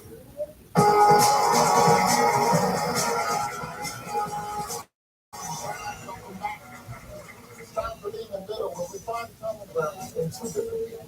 Tonight, it's a oops, all Trump administration edition. On one side, we have Dr. Mehmet Oz, Sean Duffy, Marco Rubio, Linda McMahon. On the other side, Stephen Miller, RFK Jr., J.D. Vance, and Hal Lipton. First up, we got pseudonym. Which two of these cabinet members have been on the receiving end of a nickname by their current boss, Donald Trump? So it's Rubio, right? Rubio and the Sophie game, right? I'm gonna say it's J.D. Vance, and I'm gonna say he called him Lady Eyes. Yes, Marco Rubio on the left side, and Stephen Miller. Have both been called names by the president. Reports came out over the summer that Donald Trump refers to Stephen Miller as Weird Stephen. And everybody remembers Trump's nickname for Marco Rubio. I call him Little Marco, Little Marco. I call him Little Marco. That's what he is, Little Marco. Little Marco Rubio. He's going around, he's going crazy. Don't worry about it, Little Marco. Right. So little now, he fits in Trump's pocket. Yes. Next up, we've got MAGA v. Stallion. Which two of these people are featured on hip-hop tracks? Linda McMahon and the dude at the bottom whose name I don't actually know. That's Louis C.K.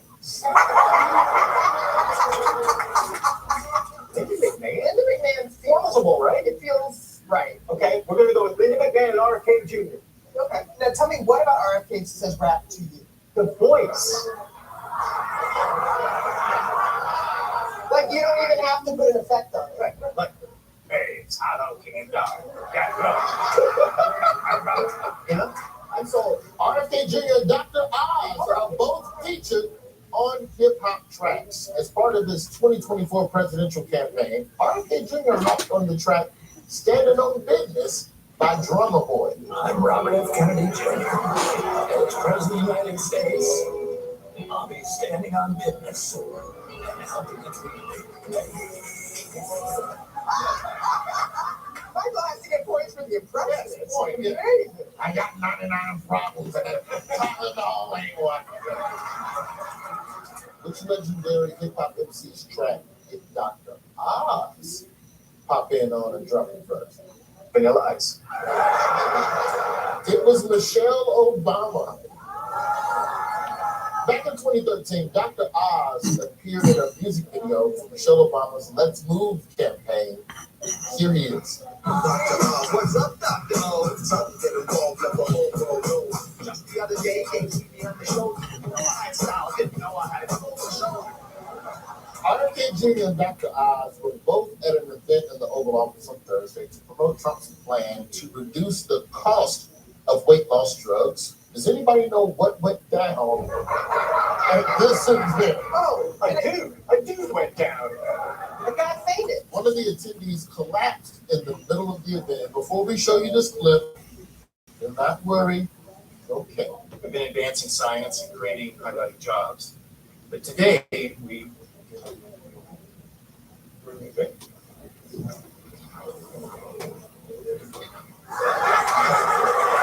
just watch what RFK Jr. does when Buddy collapses.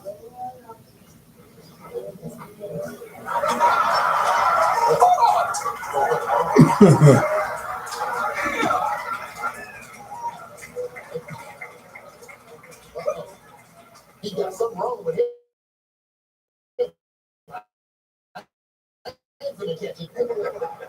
Like if I have right now, just give me the courtesy, hey, you good? Please. Really wrong. It's like when you know someone else is going to pay for dinner, but you still kind of go for your wallet. Like, you pretend. At least do the fake care. I found that to be a totally relatable moment. I don't know CPR.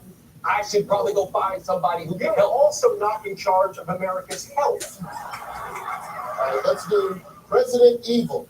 Which two of these people were video game characters? Oh, Team Michael. Linda McMahon's got to be, right? Because you're wrestling shit, and then I think J.D. Vance was a character where it was like you had to try and get the eyeliner on like perfectly straight. Team Michael, let's guess. Well, look, bald man is a mystery to everyone. Within 2 minutes, they'll say his name, I'll forget it then. Howie Mandel, that's what it is. We'd like to go with Howie Mandel and Linda McMahon. Linda McMahon and JD Vance have both been featured in video games. JD Vance is a playable character in the election simulation game, The Political Machine. Take a look.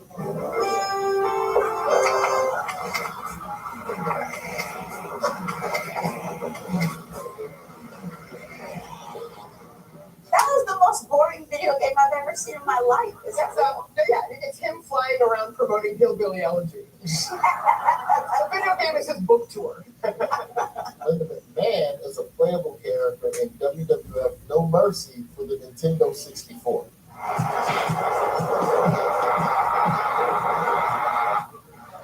Wait, that's what I want. That's what I want McMahon to do. Please, somebody put me in a video game. That's all. That's the one Steve teacher she was at.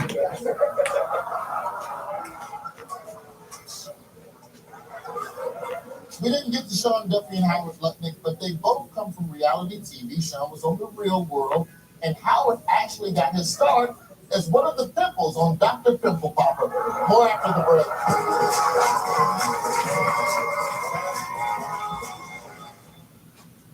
Do you think you can probably leave to go? Would you like to tell me why you don't think I can? We will remain relentlessly positive. That is who we are as New Zealanders. Our lives have now turned to just sitting around to 3 years to do as much as we can. They thought, how am I going to do this with a baby? Crises make governments and they break governments. You can lead just like me. Prime Minister premieres November 16th on CNN and next day on the CNN app. I wish my TV provider let me choose what I pay for. Sling lets you do that. I like the sound of that. Choose and customize your channel lineup or pause and watch for free. Sling lets you do that. It's package required.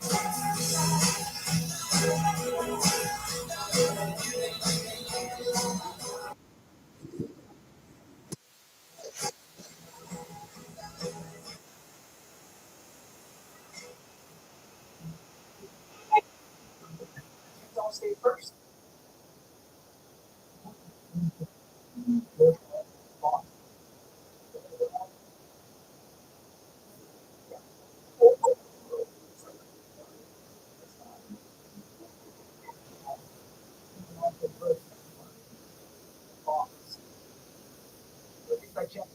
First in certain countries.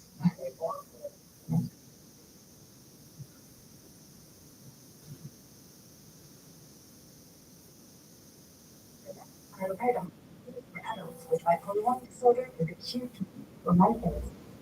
Like some drugs, 1 disorder, nausea, vomiting, and restlessness. That may be associated with serious side effects. Elderly people psychosis, children, bodies, fighting, it's not for everyone.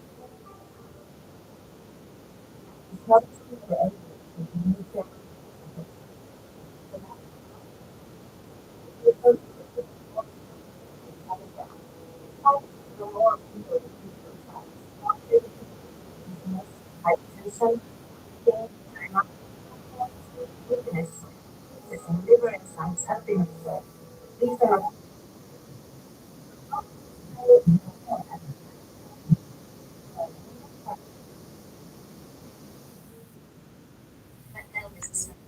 Have you already know? It's easy. Start with. Guys, you were never going to. Yeah,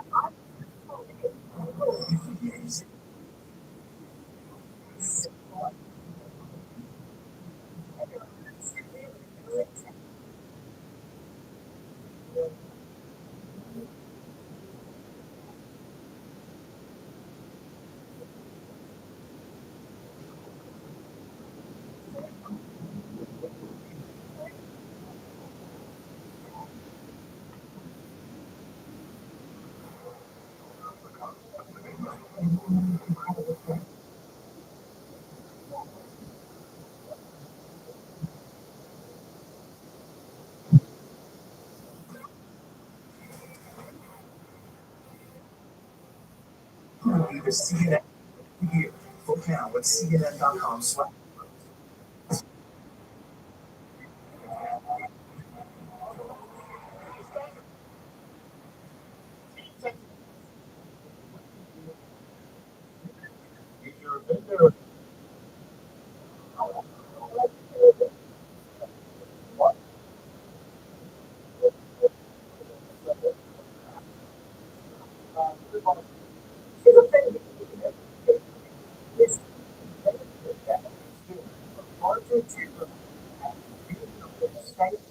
Makes my skin crawl.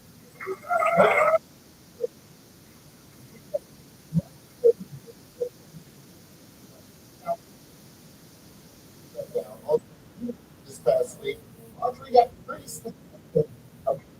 Point. The thing that I just can't get over is not working right now. But it says over the speaker of the house, and in this audience, they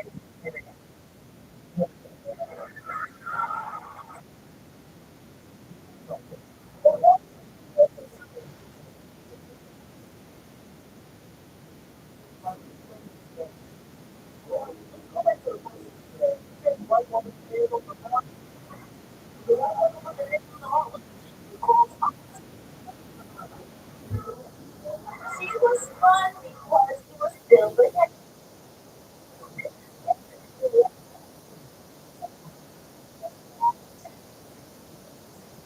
She's telling them because she's trying to be sweet. I enjoy, and she's Mrs. Grudge. Okay, this point, Martin Pilgrim has criticized something about this. What is this? The healthcare thing, I feel like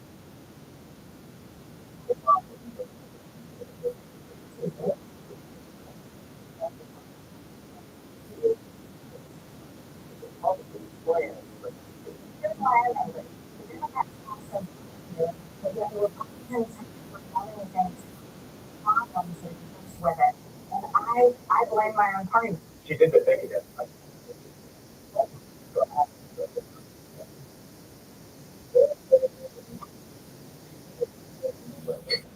This woman who called for Nancy Pelosi to be a who said the board the false flag, the same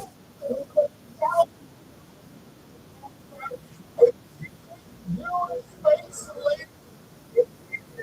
Got one issue.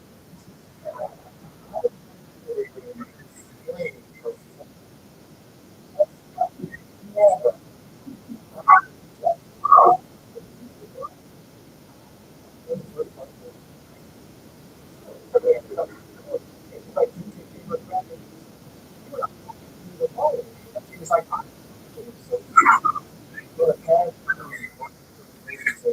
so totally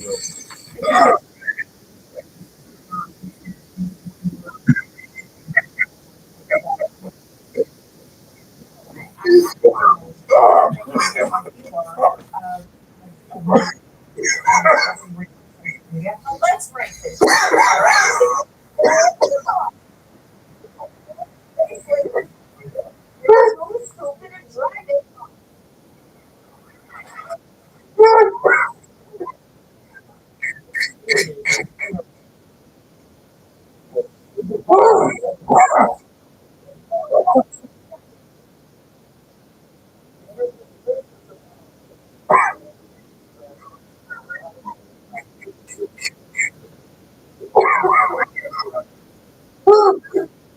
White House shut down Marjorie Taylor.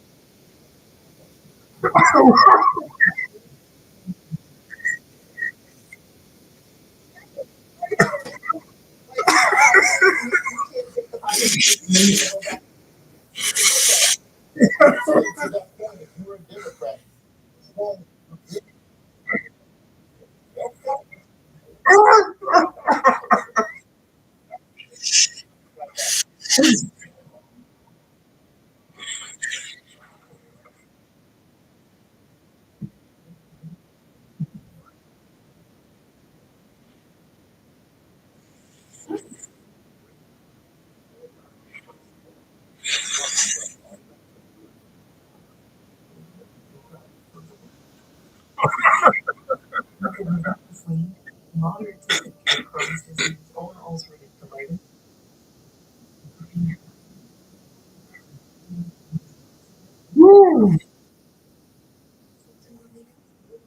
Weeks, remission at 12 weeks.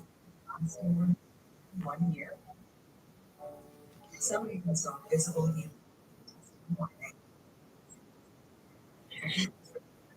Liver problems may occur. Infections.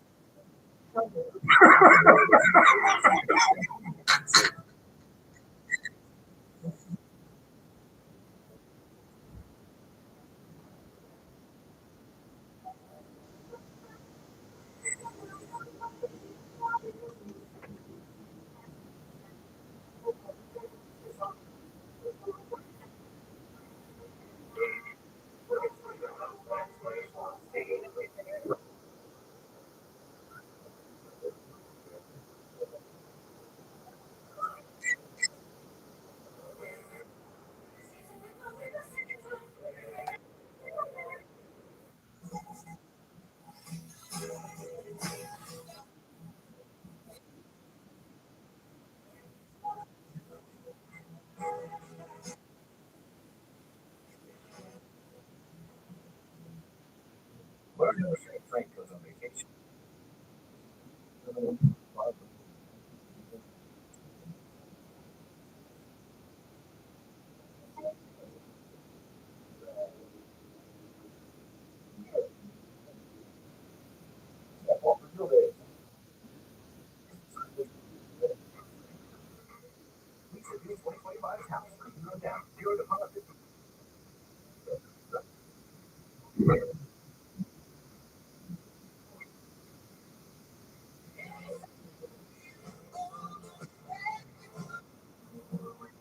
Who's next?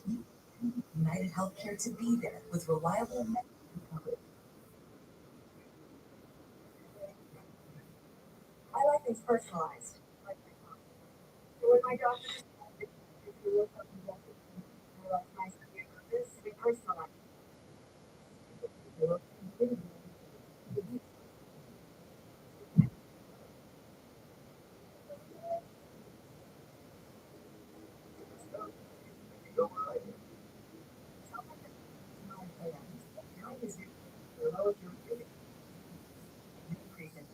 Can cause serious allergic or infusion or injection related reactions.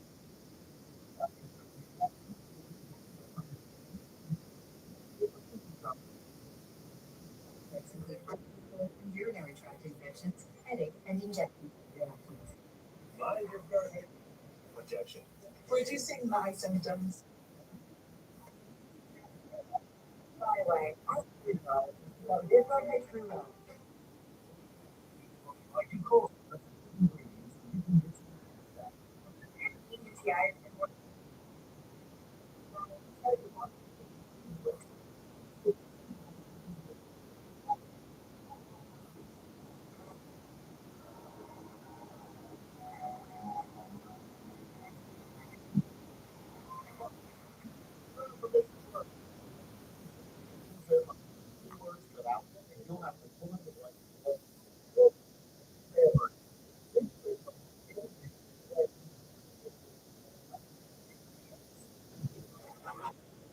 I think it was Labubu, and I think 80,000.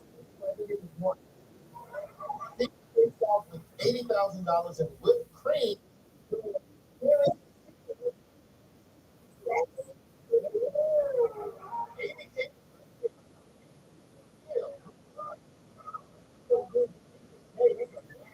Okay.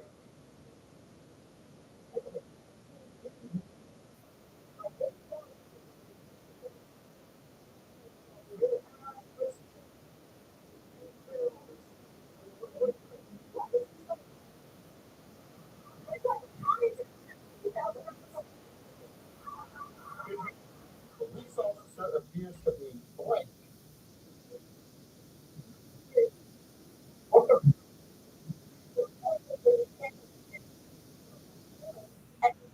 Assume you don't have any pants on and less. Police officer appears to be without pants in virtual.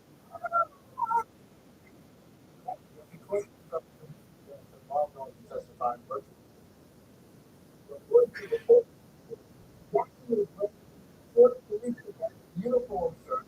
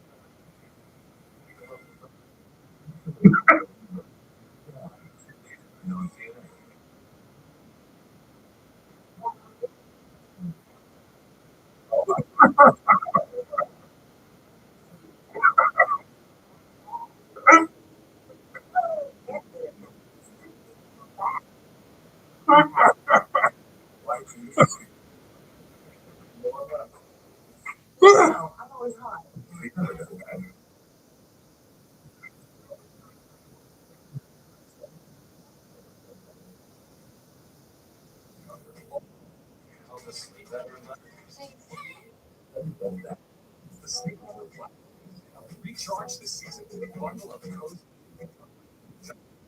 All of life's changed.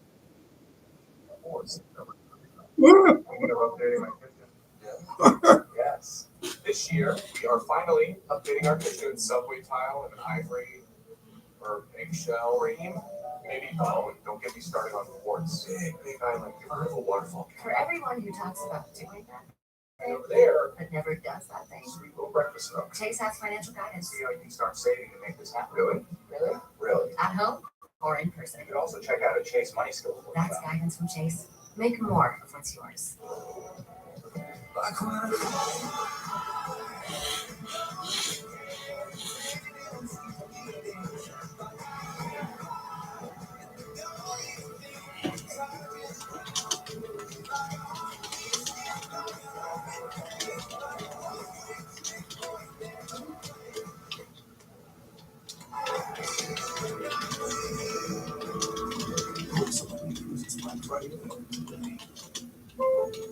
So my fridge broke.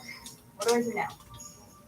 Lowe's. If you find a lower price on the same item, they'll match it with their lowest price guarantee. And they do next day delivery on hundreds of appliances. Lowe's helps you get more holiday for less.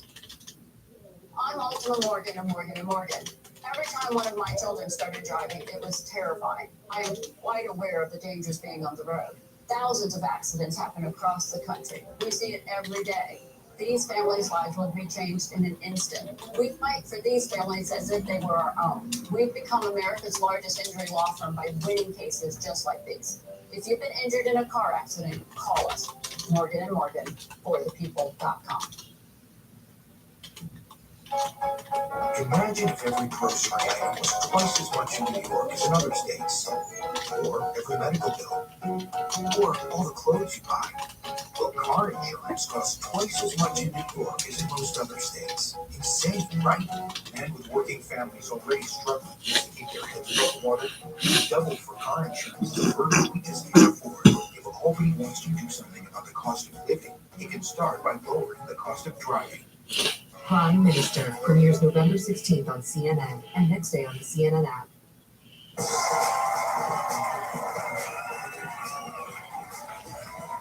Welcome back.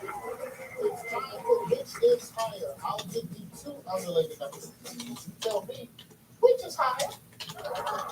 The number of episodes of ridiculousness that, as of this taping, have aired since the television show premiered in 2011, or the number of sheets in Charlotte's new Forever roll. A toilet paper roll so big it comes with its own stand. Is that real? Yes. It's like the public bathroom super roll that you I really hope the answer is toilet paper. And it's got to be toilet paper, right? There's been so much. Number, which one is higher? All right, we're going to say toilet paper. What toilet paper in the ridiculousness episodes? Okay. Toilet paper. Okay.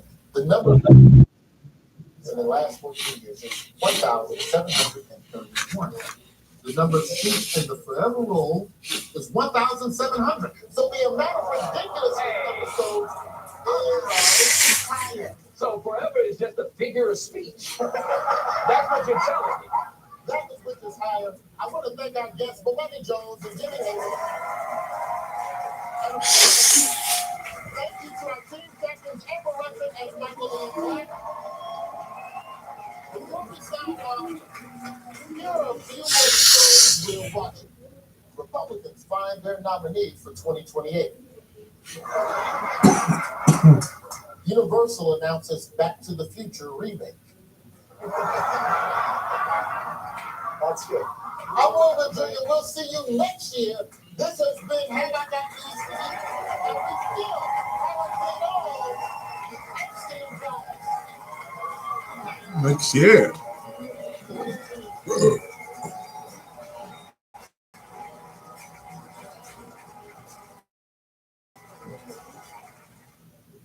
Welcome to a new season of All There Is.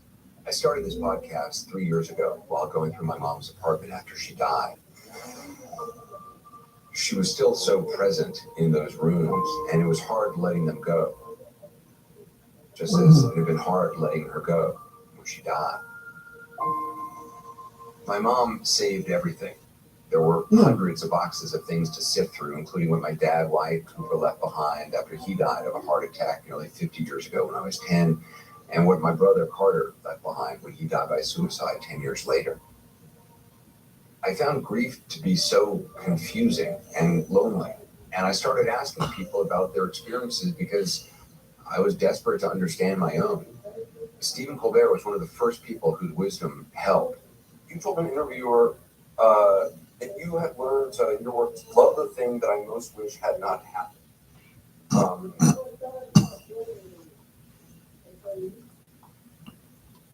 I don't know. You went on to say, what punishments of God are not gifts. You really believe that? Yes. It's a gift to exist. It's a gift to exist. And with existence comes suffering. There's no escaping that. I guess I'm either a Catholic or a Buddhist when I say those things, because I've heard those from both traditions. If you're grateful for your life, which I think is a positive thing to do, not everybody is, and I'm not always, but it's the most positive thing to do, then you have to be grateful for all of it.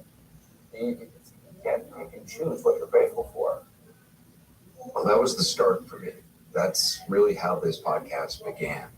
As for what I've learned, I talked to Stephen Colbert a couple of weeks ago on his show about that and why I'm expanding the podcast to release episodes now all year long. I shut down, and I've lived for 40 years without allowing myself to feel the pain of the grief. But the irony is, by not allowing myself to, and you taught me this, by not allowing myself to feel the pain of it, I also didn't allow myself ever to feel joy, true joy, because you can't have one without the other. And it's only now in the last 2 years, and my voice still shakes, which I'm sorry about, but it's only in the last few years by feeling this grief and the sadness that I've been able to feel joy. And I have a lot to feel joy about because I've got these 2 little boys who are just incredible. And one of them's backstage right now watching. And so it is the greatest gift. And you kind of gave it to me early on, and other people have given it to me in drips and drabs every interview I've done. And the incredible thing is, the good news is, you can still have a relationship with somebody who's died. And I have a relationship with my dad that's extraordinary. And I know him better now than I ever knew him when he was alive, when I was a little kid. And I feel my dad. I feel him. I ran from grief my whole life, but I'm not running any longer. This is the new season of All There Is. And as I said, we're expanding. We'll be releasing new episodes all throughout the year. I'm also starting a weekly companion show called All There Is Live. It'll be live streamed on our grief community page at cnn.com/all there is every Thursday night at 9:15 p.m. We can come together there, talk grief, and not be alone. We've also set up a year-round permanent voicemail for you to call if there's something.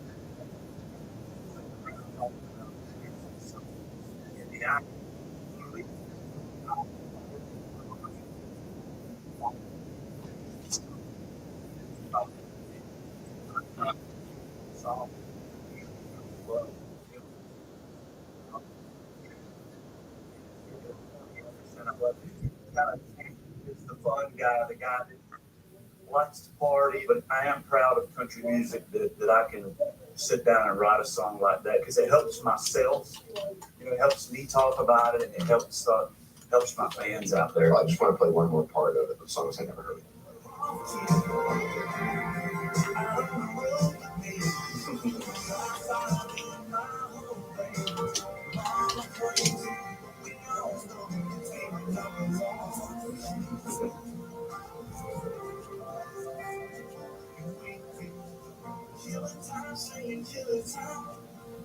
It was a soundtrack of our lives, chasing girls and running up. A lot about living, a lot about love. Time marches on, there's a lot of rhythm. Music and memories make me dream too. I think about it, cause I can hear you singing along songs you never heard. Songs you never heard.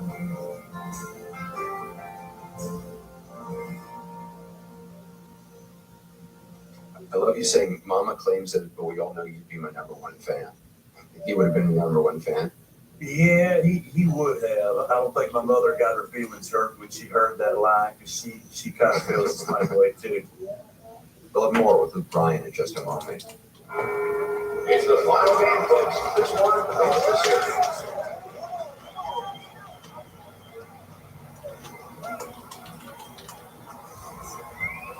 If it's important, it's not worth compromising.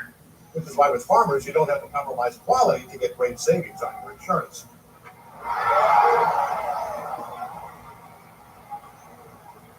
Here, take mine.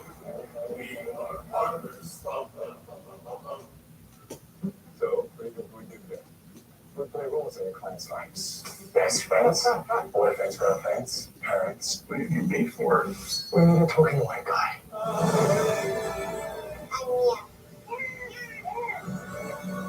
Welcome to all farmers.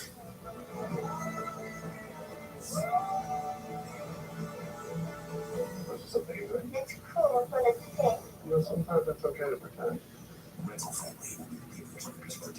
I want success. Get it for me. You play with the devil's money. Once in your life. Please listen to me.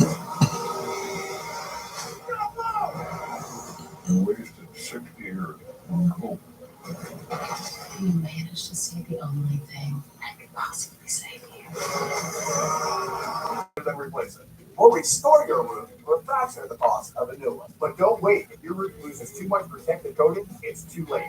Call now or scan the code, and we'll give you an assessment of your roof for free. Welcome back. There's more of my conversation with country star Luke Bryan. You were invited to perform the Grand Ole Opry in 2007. Your older sister Kelly, how many tickets did she buy for friends and family to come and see you? I think the final number was more than 120 that she put her personal credit card. And did they give you a discount or anything? Or you know what? I don't know. What was funny is so before I go on stage, in between the segments, they do real live radio ads, and my sister's last name was Cheshire. So the guy, the MC, goes, "I want to thank Cheshire Tours." They thought she was a touring group because they had bought so many tickets. And so all the friends, they were all sitting in one section, and they jumped up and started hollering because it was just a funny moment. It was definitely an amazing memory. And that trip, that was the last time you saw. Yeah, I mean, that day would have been April 6th, and I think it was almost 1 month to the day that my sister passed away. I never could have imagined that our last photo would have been taken in the lobby of the Grand Ole Opry right after I had done my first performance. She was 39. 39. I would have been 31 at the time. And I'm sure you felt dealing with death and tragedy, they're all different. They take different forms and they become different things.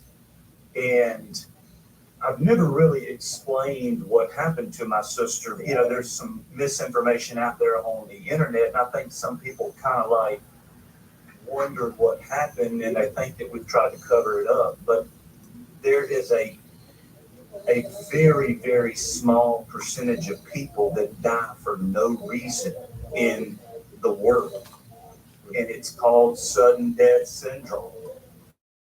And that's essentially what they was Anderson. It was like, you know, somebody just turned the switch off on her, and it was it was birds.